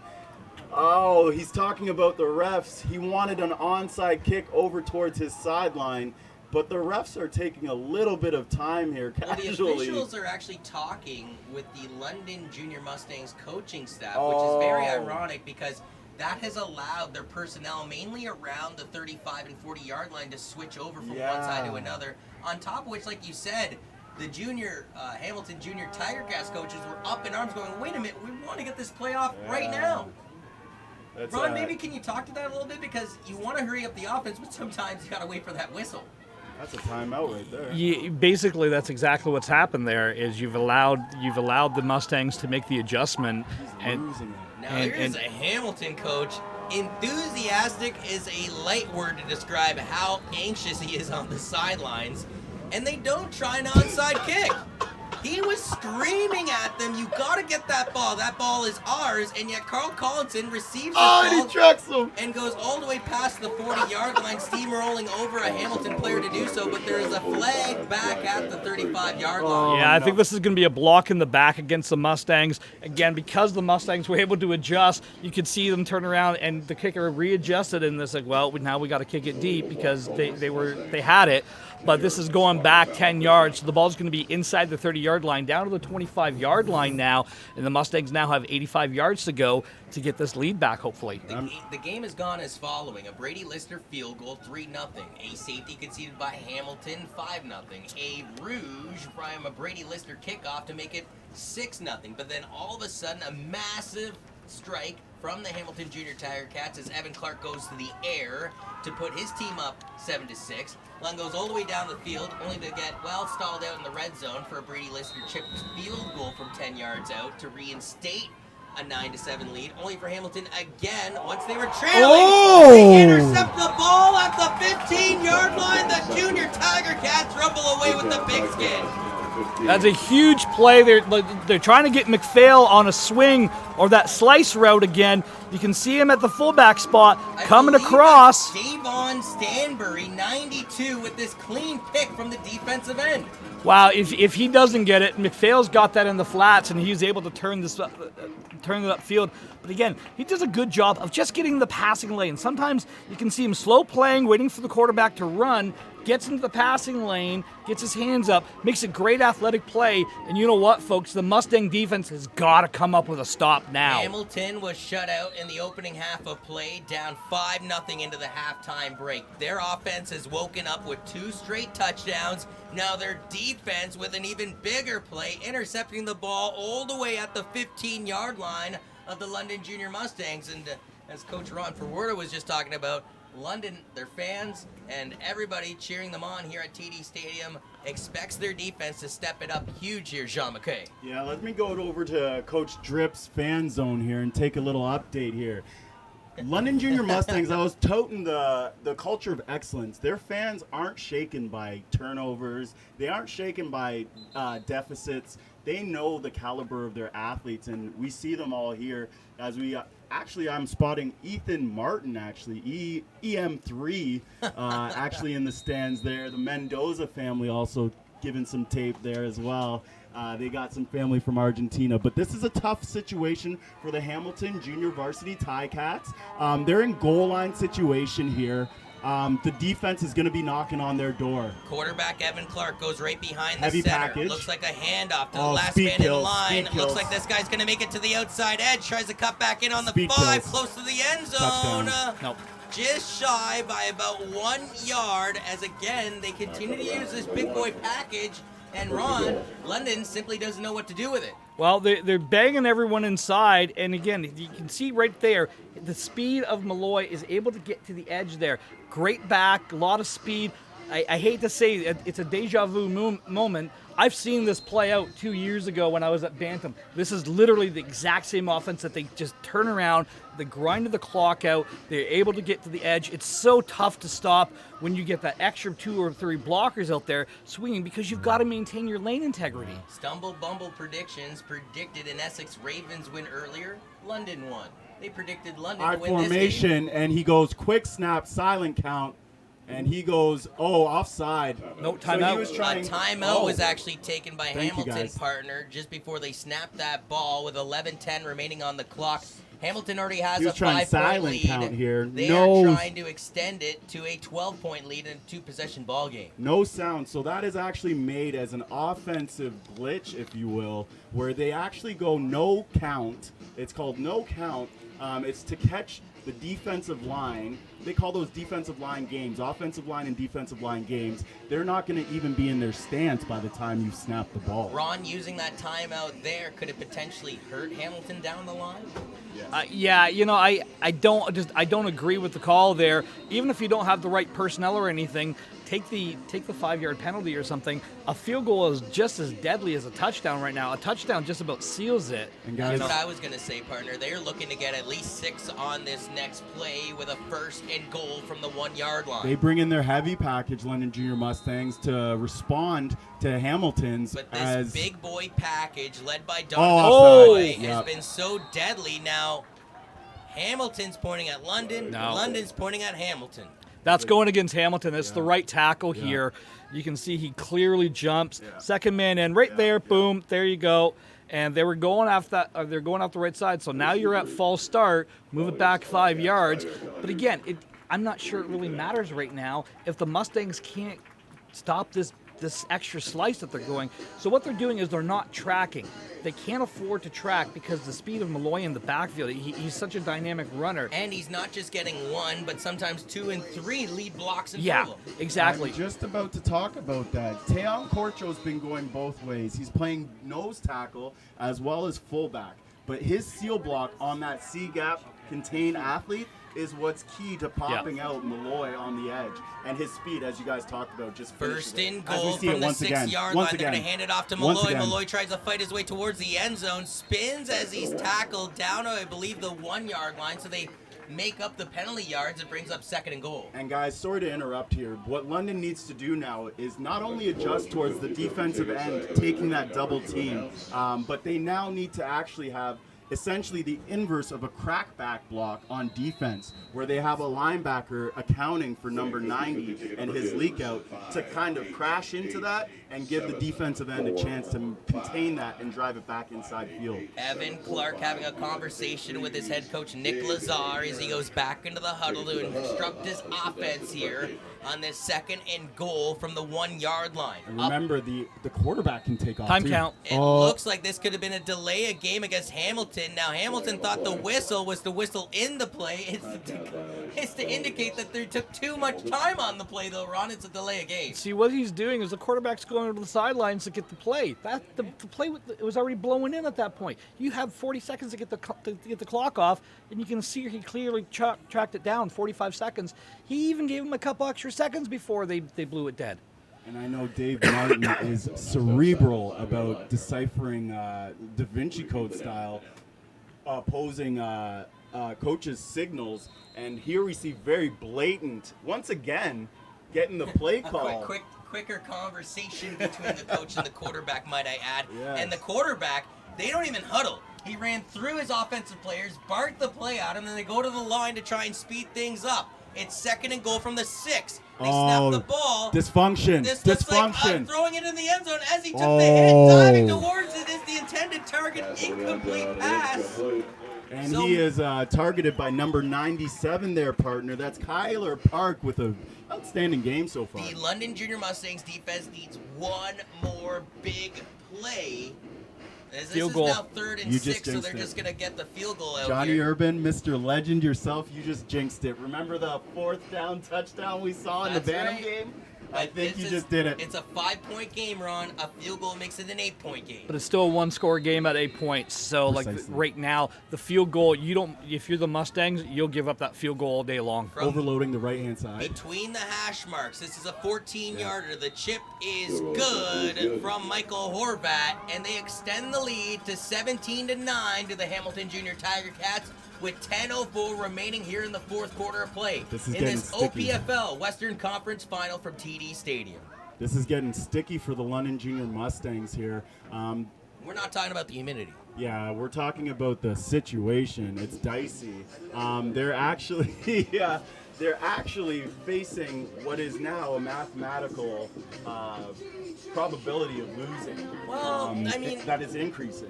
To your point, though, they got to get a touchdown, which they've only been able to, not accomplish in this game just yet. Precisely. And they got to get a 2-point convert. So not only do they have to get a major for the first time in this ball game, down 17-9, then Ron, they also have to worry about a 2-point convert. So Yeah. it's one of those things where it's got to be your offense. And what do you do? Because let's face it, they have really stunted down on the Mac Baker runs. Mac Baker, and I hate to say this because the quarterback's been, 56% of his passes is completed during the regular season for 863 yards and 7 touchdowns. Yet, I feel like he has missed more balls than he has, hit his targets to this evening. Yeah, he's been a little bit high on his throws because I think of the pressure. He's not able to step into the ball, and that will tend to leave the ball high. But He's going to have to step up in the face of danger on this drive, Ronnie, in order to take his team back to the top. But on another side note, for the record, the night was sultry. Smoke filling the air with Ron Ferruta in the house. As this one's knocked down to the 19-yard line. I believe that's Quentin Hurlick on the kick return. Through the midfield. Blasts through a hole. Spins and stays on his feet. Eventually taken down to the turf at the 50-yard line. That is excellent field positioning for the offense to start. This is something that you're looking around. You're looking for someone to make a play. Hurlick was able 2 years ago, had a huge punt return for a touchdown in the Bantam championship game. Again, good to see him returning that ball. Interesting to see Jamie Lane not back there, who has struggled on kickoff returns. Now, on that note, 21 punt returns in the regular season for London for 201 yards. That's an average, though, of only 9.6 yards per return. No touchdowns from the punt return unit. And here we see an adjustment from the London Junior Mustangs. We have Jamie Lane as well as Carl Collinson lined up on the same side. Looks like a delayed handoff, though, for this first play of this offensive drive, and they'll gain maybe 2 yards on the play with the boys in gray. And guys, you know what I think counterplay. is happening? I think they put Quentin Hurlick back for kick return to conserve the gas tank. I think they might have a deep shot set up for 81. So, Jean McKay calling for the deep bond to potentially number 81, And Jamie Lane. keep an eye on number 90, Tayon Courtshot, playing defensive tackle for the Hamilton Junior Ticats. His gas tank has to be depleted at Second this and point. 8. Mac Baker going to the air, There it is. throws it to the sidelines off the fingertips of Carl Collinson to bring up 3rd and 8. And down by 8 with 9:15 remaining on the clock. Do you have to send your punter out? And they do in Brady Lister. Yeah, I think you've still got to play the clock. You still got to play the field position game. However, your defense has definitely, in the first half they were bending. In the second half, they are breaking wrong. They're breaking a little bit, but you've got to have faith in what got you here. This has been the number 1 defense in the OPFL. 17 points allowed, though, since 7 minutes remaining in the third quarter. This is not the time to be making mistakes. No, but again, Hamilton, to their coach's credit, they've got something. And like you said, historically, they've always seemed to have had something. As Brady Lister with, again, another beautiful punt, doesn't quite pin his opponent within the 20 as they mark it down officially at the 21-yard line with 9:01 remaining in the game. This is a fantastic punt. Again, I'll take that ball on the 21-yard line. That's a dangerous returner back there. You don't want to get that ball in his hand in open field. By punting it to the sideline, again, no return. You take a little bit off of the punt, but there's no yards, there's no return yards or anything else. And again, you force Hamilton to have a big field. Now, John McKay, we're talking about a team that is down by 8, but their defense has to go on the field. And as I was alluding to Ron, it feels like they are breaking here in the second half, not just bending, as again, they've conceded all 17 points with less than 7 minutes remaining since the third quarter. Now, with that being said, what do you do out there with your defense if you continue to see this big boy man package? You got to get Keyshawn Cuff involved in the run thump and blitzing packages, as well as Matthew Henderson, and hope for some sort of turnovers right here. Now, that was a delayed handoff, but what's really interesting about that, Mr. Forwarda, is it looked like the quarterback wanted to keep the ball in the confusion between the QB and the running back. Well, what they're doing here is they're trying to do a little zone read, hold it, he's trying to decide. Is the defensive end crashing? Is he not crashing? But also, there's a little bit different of a formation out there with the Mustangs bringing, I think it was number 11 or 43. I'm sorry, I don't have my glasses on here tonight, guys. They lose a yard on that play. It'll bring up 2nd and 11 with 8:11 remaining in this game. 3 Evan swag to the line, ran. 3 to the left side. Evan Clark over the middle, off the fingertips of his target. You need to look for the pick on that. And to make matters worse, I thought for a brief moment there, they may have called that Target. Yeah, he went after the guy and not the ball. Just trying to make out the we number. both kind of loved that when hit that deep shot. Raiden Apavong was the one that went in on it. A broadcast colleague of mine, obviously moonlighting as a broadcaster, very intellectual kid. You'd think he'd make a more heads-up play on that. Well, Raiden has never really played defense before. He's been an offensive-centric type of kid. Running back, quarterback, wide receiver a couple years ago as well. He made the switch with the defensive depletions that the Mustangs have had. Hamilton just punts this away from Michael Horvath, collected by Jamie Lane at the 50. He'll scamper out of bounds before he reaches the 35, but man, oh man, the field positioning battle slowly being won by the London Junior Mustangs with less than 8 minutes remaining in the game. That's why you punt the ball when you did. That's why you have Brady Litster and the special teams for the Mustangs have been such a weapon this year. You know, you pin them down inside their 20. You kind of say, okay, I think we've got something with this adjustment. Let's try to go out there. They go 2 and out, punt the ball back. You're basically saying my kicker's better than yours, and we're in business again. But lost in all of this, London not only needs a touchdown, but then a 2-point convert, and that's just to tie the game. Mac Baker to the near sidelines. He finds Carl Collinson down at the 30-yard line. He'll be shy of the first down by a yard or 2. 2nd down. Guys, I think Mac Baker has an opportunity on that boundary side. To go for a gallop? Yeah, and not only, for a shot. Jamie Lane is actually getting behind the safety so fast. I think you talked about you have to step into the face of danger. That's right. I think he needs to hold on to the ball for a split second longer in the pocket and look to the second read. They rotate to the left side. Here it Baker is. looking to the left Here it side. is. Pump fakes. Looks like he's going to go for a run instead, though. Baker trying to get to the 25. Whoa! Takes a hit to make the play. I dropped mine. John McCain cannot handle the football theatrics down at the TD turf. As Mac Baker, Ronnie, he put his body on the line, but it's good enough to move the chains. Baker's looking at it again. John McKay called it, but they do a good job of bracketing the safety over top. So if they're playing a bracket coverage, Baker pulls it down. And this is what I loved about Baker. Big physical kid, finishing his run, dropping his shoulder, driving forward. Bro, that's a quarterback, bro. That's not a quarterback. To the 24-yard line. He can ski, he can wrestle, he can football, folks, as he's going to aim towards the end zone. Touchdown. He's got a man open. Oh, no. Why Off were you of the staring at the fingertips. route? Coach Ron Forwarda, break that down for us. That is absolutely making your blood boil. I can actually feel your temperature rising. This is, again, you've got a little spin-out route. Baker puts it out there. Why are you staring at the ball? Run your route. And Baker, to your credit, guys, stuck in the pocket, looked danger in the face, stepped up, and gunned it into the end zone. That's unfortunate. That's the big shot you want and Now, you the need. only thing I could make a little bit of a devil's advocate for you, partner, as that receiver's looking up for the ball, he's got to attend to the grandstand lights here at TD Stadium, too. A lot of these kids have not played under this spotlight before. Baker throws it out of the reach of Jamie Lane. That was a 2nd and 10 play. It'll bring up 3rd and 10 from the 24. And with 6:32 remaining on the 4th quarter clock, do you go for, away by 10 yards, Ron? We're not talking about a short play here.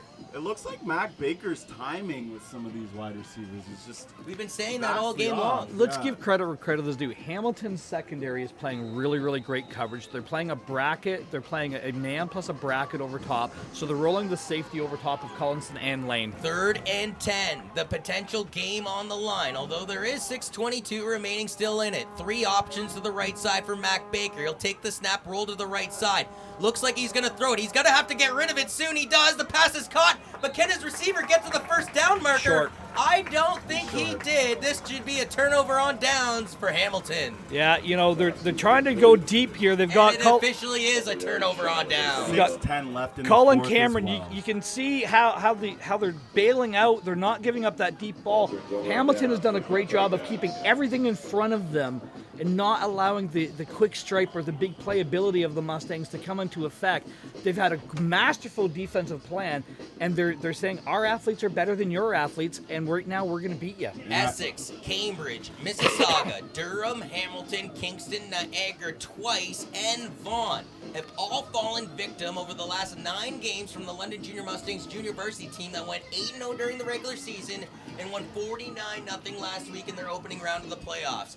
They trail by 8 points with 6:08 remaining in this game, and their defense on the field needing to make a massive stop. This colorful shirt I'm wearing is actually a Nike shirt, and their motto is "Speed Kills." And that's what we're seeing today as we see the edge absolutely being exposed. Well, another Nike slogan is just do it. And if you are the London Junior Mustangs defensive coaches, that's exactly what you're telling your players right now. Just do it. We need a stop. We need to get that ball back. And we sure as heck can't put up any more points on the board if you're the defense. Can't allow it. Yeah, dropping the hammer there is big number 52, Keyshawn Cuff, right up the middle. He is such a stout run defender. What is this? They're giving Morse code signals here on the sideline. 2nd and 10 Flashlight play. blips. Evan Clark rotating a man to the near side. 2 swag to line. Make it 3. He's got 3 options to his right side, 2 to his left. Under Flushed route. out of the pocket. Evan Clark going too to go for a fast. run. Speed kills. Clark's going to go for a gander. Past the 25, stays on his feet. Eventually tackled down near the 30, but not before Clark moves the chains. It's a first down for If Hamilton. you can't stop that, that's the end of the game, and I'm sorry to be that blunt, but speed kills, and if you can't stop first downs at this point, you're slow trickling your blood. You're That bleeding is a out. very descriptive way of putting it, but they're bleeding out according to Jean McKay right now, Ronnie. Well, what they're trying to do, they're trying to hit the under route. The Mustangs notoriously bring pressure on 2nd down and long. They didn't. They dropped into zone, allowed the quarterback to step up, and now they've got that big boy Rhino package again. They want to grind this clock out. What a play by Evan Clark, though, on that last gander by the quarterback. He hands this one off to Donovan Malloy, but the hole clogs up in a hurry. We're starting to see some freight train type collisions on the TD turf as this Friday night fight enters the 12th and final round. Matthew Henderson absolutely does a great job scraping down the defensive line right there. Bang! Yep. Smokes them. And again, you can see him just scraping right down. Not surprised at all. What we need to see from Matthew Henderson, Keyshawn Cuff, and this defensive line is a turnover, strip sack, or some sort of turnover. Getting aggressive with taking possession of the ball. Evan Clark, the quarterback right behind the line of center. Again, this looks like a handoff Speed to kills. the near side. And again, it's another first down for Hamilton as they get close to the 50-yard line. This is so frustrating to watch because Ron and I watched this at the Bantam level 2 years ago. It's like literally, this is deja vu. But it's got to be awfully exciting if you're a Hamilton fan watching on YouTube as your team has an 8-point lead in your offense. Wow, they have motored specifically here in the 4th quarter. It took them to 6:36 remaining in the 3rd quarter to get their first points via touchdown on the board. I look so impressed for Hamilton. Congratulations. 3:20 remains now in this game. 8-point lead for Hamilton. They go back to the run. And once again, this time actually, I thought Malloy was going to get to the edge. And as soon as he got to that edge, I assumed, well, the first down run was coming. But this time, the guys in gray penetrate the line before the 3-minute warning and stuff him in his tracks. 2nd and 11 coming up. Keyshawn Cuff does a great job of getting off the block there, filling that hole and scraping down, not giving that cutback lane in there, and does a great job of just, again, maintaining leverage and open field tackles. Well Think said, about Coach. that Mac attack Baker interception, though, back at his own 15-yard line, collected by Davon Stanbury. That seems to be the difference right now as they go back to the run. And man, oh Not man, much. you can hear the collisions up here in the broadcast booth like you're watching Rocky Mountain Rams go at it in the Nature Channel.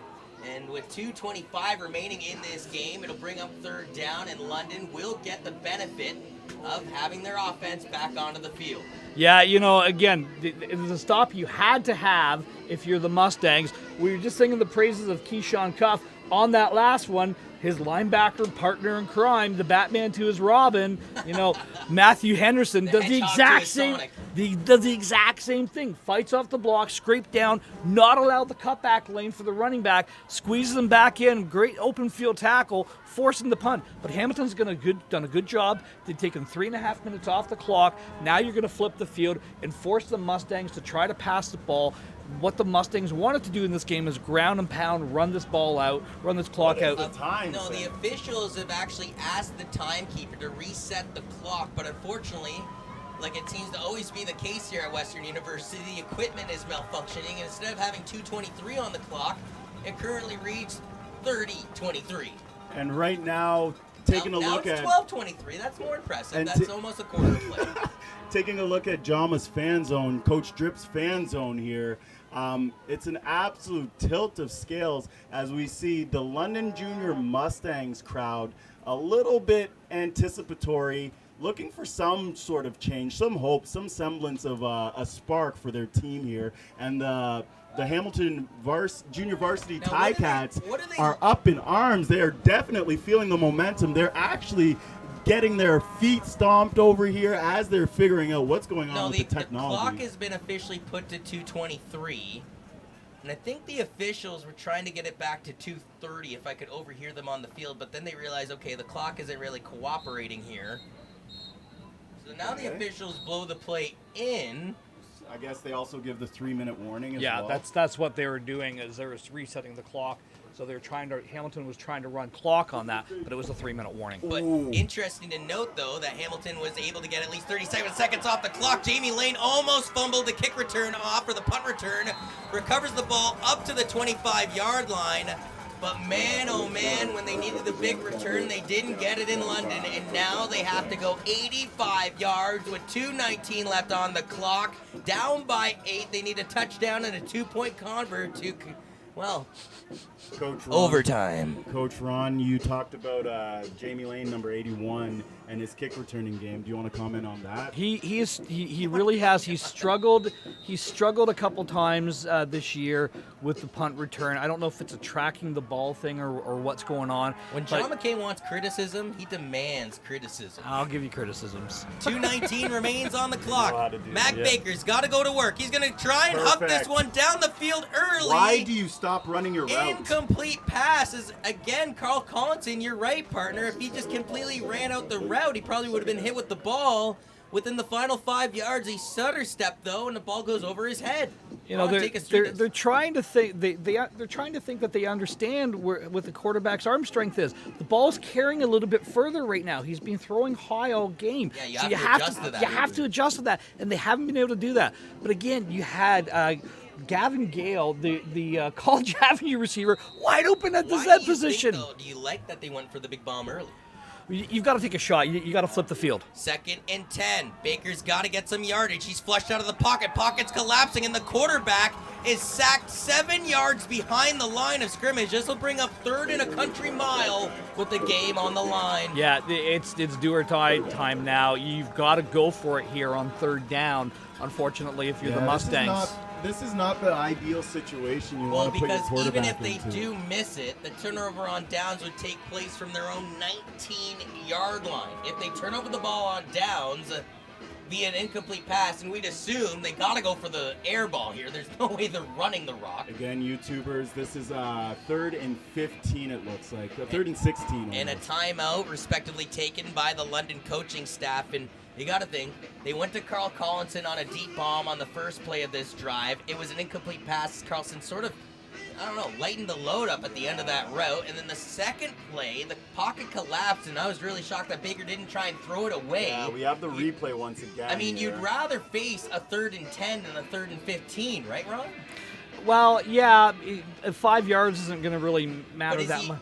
But is he afraid because the last time he hooked it, especially near the defensive line, it was picked off by a defensive end at his own 15-yard line? You got to have a short memory, though. You've got to play the game that is laid out in front of you. You got to roll with the punches, so to speak. I've yet to see this kid all season, though, roll out of the pocket and throw the ball away. You know what I'm getting at, though, Ronnie? Like, yeah. Adam you gotta Melrose have that gave in me your a back pocket, chance. too. Guys, Adam Melrose gave me a chance to take a look at that replay twice there. It looked like the running back actually did his protection on the wrong side of Mac Baker. This game comes down to this. 3rd and 15. 2 run to the line. Wide Baker open. in his pocket. Down the near sidelines. Jamie Lane has to catch it. Lane draws the pass interference penalty, and by the skin of their teeth, the door of opportunity still cracks open a 1/4 inch. London survives. There was 17 yards that you needed. It's going to be a 15-yard penalty. Is it an automatic first down, though, on the pass interference? I believe it is. And it is pass interference. It is an automatic first down, to your point, Coach Ferrerda. And with 2:07 remaining, just as the monitors were about to reach flat line for the guys in gray, a heartbeat still remains. Well, the defibrillator is still going on, as we can see it. What they're trying to do is they're trying to get a switch route. They had Jamie Lane coming from the slot position, almost running like a wheel route. They're trying to isolate on the defensive back, and they did a good job there. 76 yards, 2:07 remains. That's what the London Junior Mustangs have to acquire. They're going to gun it deep yet again. Jamie Lane into double coverage. The ball is deflected twice. Who's got it? Are they going to say he caught it? No way. No. Incomplete pass. We saw crazier things happen, though, when I was at the Canada Cup with receivers actually catching it off with their rear ends, and I thought, man, oh man, we were going to get one right there. Yeah. Cam Smith just does a C route, following it with Lane, tracking it all the way there. And again, Lane makes a play on it, and Cam he does a good job of trying to get that ball and It's the following second it. first down play, though, Jean McKay, where they try and gun it deep with Mac Baker. And guys, we're seeing a lot of shots being taken here out of desperation. I was just about to comment on that. They've got to have some sort of structure in terms of game planning here. Baker in the gun, They're looking gonna again get to the picked. left side, going to fire to the left side. This one's caught by Jamie Lane at the 45, taken down, should be good enough for another first down. 1:53 remains on the clock. You've got to get creative as well. They're going very conservative in terms of their offensive I understand playbook. what you're saying, partner. I'm seeing identical play after identical play. You'd think Hamilton's going to pick up on that, Ron. Yeah, well, that time they stuck the route after 12 yards to get enough for the first down. Now Baker goes again to the well to the near side. That is Quentin Hurlick, I believe. Nope. Hurlick will be 88. tackled out of bounds around the 50. And I Cam do Smith. apologize. You're right. It is 88, not 28 on the catch for the Junior Mustangs. And that is Cam Smith. 88. clutch. Yeah, Cam Smith. Yeah, he played for the band from last Or year. Cameron from Deliri. South. Oh, sorry, Cameron Cam Deliri, who Cam had Deliri. one catch during the regular season. For a one touchdown. catch for a TD from 37 yards out. 1st and 10. They're putting a lot of work on this defensive back on the boundary side. 2 run to the line, 2 options Back to the to left him. side. Baker once Back to again him. faces danger and throws Keep it down the running your field. routes. And unfortunately, Cameron Deliri couldn't come up huge on a second straight play. I apologize for interrupting you guys. No, that's you're doing good, my man. But again, they're trying to get the wheel route. They actually had Jamie Lane on the wheel route, but you can see that safety. And Lane right away goes, wait, I'm open. Every classic wide receiver's dilemma.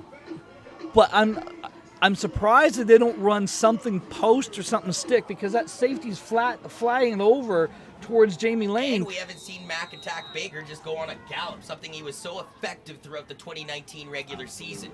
He'll take the snap, hangs in the pocket, throws it to the near side. Again. Intended target was Carl Collinson, but either again, Carl Collinson doesn't make the break left as quick as he should have, or Baker just simply throws that ball too quickly. I think it's too quickly here. Yeah, And that's why the quarterback's coach, as well as Schneider, are out there just kind of telling Mac, you know what? This is very important. Calm down. Keep Well, your here it nerves. is. 95 seconds left on the clock. 3rd and 10. You're making Once me again, tremble. Close Jeez. to the flat line are the London Junior Mustangs. Can they survive another one? Looks like blitz being showed by Hamilton, but they're going to lay back. Baker pump fakes. Baker looking around. He's got room to run if he wanted to. doing? Now he runs forward, but well shy of the Way first too down. hesitant. Turnover Way too on hesitant. downs. Way too hesitant. Hamilton ball with 94 seconds left in this game. Yeah, unfortunately, it's the deja vu moment. They show blitz, they drop 8 into coverage, and again, nowhere for Baker to go on a 4-man route. Everyone's pretty much covered. Nobody open to the right side of the field. I was wondering why he didn't throw the ball, Ron. He couldn't see anybody open. There wasn't anyone open, and even if he does throw it, no one ran the 10 yards. Everyone's running 6-yard stick routes and everything in there. They're not. You need 10 yards on a 3rd down. You got to run an 11-yard route. You've got to get the first down marker. That's just an instant gimme. Absolutely, coach. So it's over, but it's far from over. Right. 94 seconds left in this game. The defense goes back onto the field, and they need a stop. Not want to stop, not could kind of want to. No. They need a stop here in order to keep their dreams alive. Or they will be all in their emotions like Drake. Evan This is gonna Clark be goes what to the run. running back. Great Running run back, stop. though, is stuffed at the line of scrimmage. So that's one defense. Wait a minute. Coming No away with the ball was the way. London Junior Mustangs. no, They're celebrating no. like they had No, it. this is the CFC. And one official is pointing. No. He's asking for the ball. CFC I deja thought the vu. way he was pointing, he I was was gonna saying London say. football. Take me through this replay, though, Ron. Where does it come loose? Well, yeah, basically what happens, it's right here. The whistle's blowing, and then he throws him down. And when he's being thrown to the ground, He rips the ball. he rips the ball So out. the whistle so had gone. Kind the of like whistle hockey, had gone. Where the puck goes in the net, but you got to wait to hear the whistle, and the whistle went before that. Yeah, unfortunately, I did hear the whistle clearly before. Trying to be the. That's part of being an unbiased broadcaster. I'm trying to be a as the journalist. voice of an angel. I'm trying to be an angelic journalist at this moment. $1:15 left in this game. Hamilton going to go back to the run to the right side. If they get the first down, he can Speed pretty much kills. seal this game up. And they Speed will get the kills. first down through midfield. He'll scamper out of bounds on his own accord. Plus tech on an unnecessary roughness penalty. Speed kills. If you can't seal the edge, you're going to bleed out and lose your football game and your championship. A monotone John McKay. That's the first time I've heard you monotone all day after calling nearly 8 quarters of OPFL Western Conference Championship action. You know what? I apologize. I'm supposed to be objective, but you build a fondness and a kinship with these kids when you coach them for so long and see them do so well. But Bittersweet. who would have guessed a team that went 8-0 during the regular season beat teams like Mississauga 46-14, Durham 43-12, Kingston 35-14, would fail to get a touchdown here in the Western Conference Finals? Hey kids, that was unnecessary roughness, hands to the face against the Ticats. Unfortunately, it was after yards gained, so it is going to be a first down for Hamilton. But So actually, the running back who was already out of bounds, who had already gotten the Stiff first arm. down, did something foolish. well, what they're trying to get away from is that contact to the face, kind of like the blindside block. There's a few specific things that the referees are targeting and really trying to take out of the game, and that is one of those How many things. times have I said this game is pretty much over for London, and then somehow, some way, the door of opportunity cracks open again? Well, after giving up a first down, a foolish penalty at the end of the play gives them life yet again. Now, another defensive play needed to be had. Malloy looks like he'll gain maybe 2 or 3 yards to the left side of the field here with a $1:02 left on the clock and second down coming up. Just a straight ahead, again, they're just trying to outman you at the point of attack. It's straight ahead power, and it's frustrating to watch in the Canadian game because you like to see the ball in the air, but on the other side of the coin, it's so effective. Yes, exactly. The defending champs are a minute away, though, from going back to defending their crown in the Hamilton Junior Tiger Cats junior varsity team. You look at the graduates that came out of that JV team that went into their varsity squad that ended the 2-year undefeated back-to-back championship winning streak of the London Junior Mustangs varsity team in 6 overtimes back at Ron Joy Stadium. So now we're here in the JV scene, and yet again, Hamilton like a syringe deep under the skin of London. And now they're 41 seconds away as Hamilton bleeds out the clock to the very end and calls for their timeout. You know what? Bittersweet. I talked about the Pittsburgh Steelers analogies in the previous game, January football, where you want to have a consistent run game that's effective at the end of the game. I know I was kind of joking around and pretty satirical there. Speed kills. It's the truth. Ron, how much? If you're getting those first downs. And they've been killing them with speed, especially later in the half of this game. Ron, How much does this kind of burn you, though? When you go a perfect 8-0 during the regular season, if they had won today, they would have been a perfect 10-0. That gets you to the final championship dance. Their first loss, though, will come in the Western Conference Final, barring a miracle. So they'll finish the season 9-1 and fail to make it to the final dance. Hamilton, with their win last week, is 7-1-1, so they'll advance to 8-1-1, and they will punch their ticket to the final dance. You know, the frustrating part is this is back-to-back seasons. Coach Schneider and the JVs have gone undefeated during the regular season, won the first round, and then lost to the same varsity Ticat team. You know, kudos to the Ticats coaching staff. They got a formula. They got the Mustangs number. You know, you need to stop right now. 2nd and 9. They go to the run to the near side. Can he get to the edge? I believe there was a hold there by one of the junior Tiger Cats. Now, he does have enough, I think, for the first down. And there was a late hit potentially in there by the junior Mustangs. He would have taken his hat off. So, essentially, though, I believe the first flag was for a hold, so despite the fact that he got close to the first down marker, I think Hamilton's going in the wrong direction here. This is going to be a hold, and it's going to be 4 yards gain, but again, it bleeds the clock. That's and the biggest thing that's I was going to say to you. that's the 34 thing. seconds left in this game. But on the other side of the coin there, the really important thing is the clock's not going to start now until the play is in, so you can't bleed out those last 30 seconds. So a holding penalty is imposed against the Hamilton Junior Tiger Cats. It'll put the ball all the way back roughly around the 31-yard line, or 33-yard line, I apologize, to bring up 2nd and 20. And also Hamilton has an injured player down on the field, so we're going to get a bit of an extended pause to this next play. 8 points down with your defense on the field, John McKay. First and foremost, you need your defense to make a big stop on this next play and get the ball back. But then my biggest concern is you're going to have less than 30 seconds when your offense gets the ball back.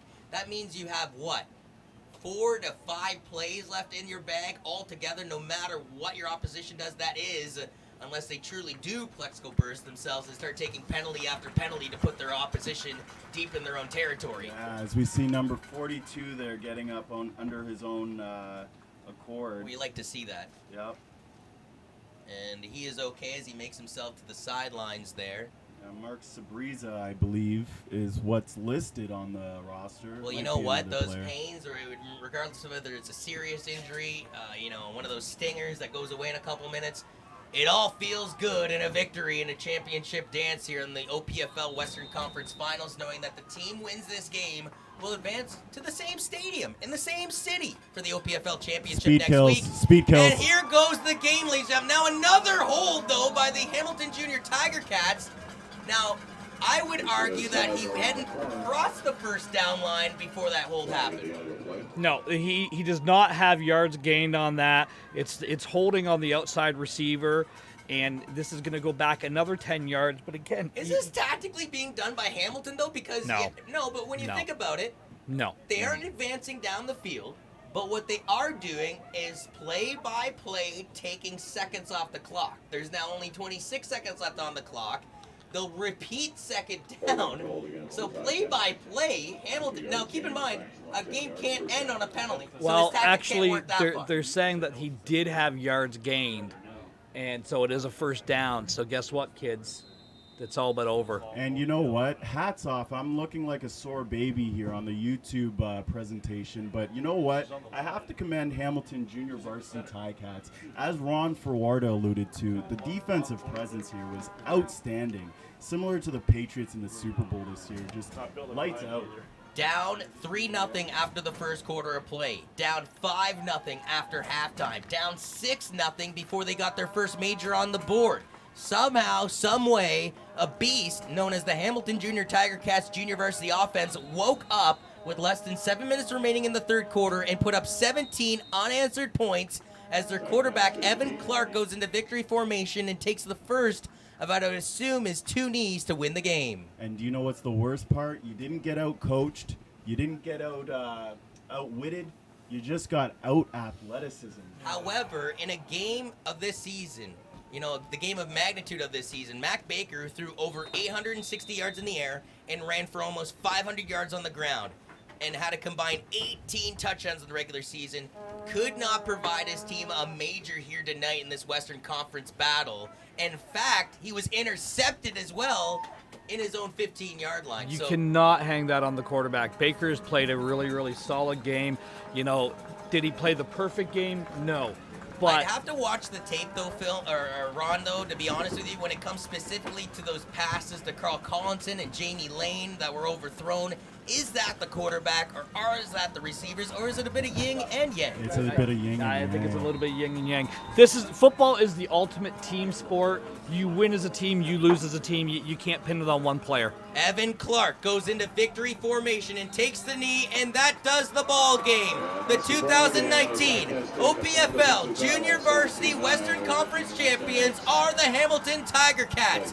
They come down back from down 5-0 at halftime, down 6-0 in the third quarter, and they put up 17 points in the second half to prevail by 8 in a 17-9 final. What a comeback for the guys from the Hammer in the Junior Tiger Cats. You know, give credit where credit is due. They got something, they stuck with it, they grinded out a victory. It wasn't exciting football to watch, but again, they have an athlete who really is probably the most dynamic player in the league.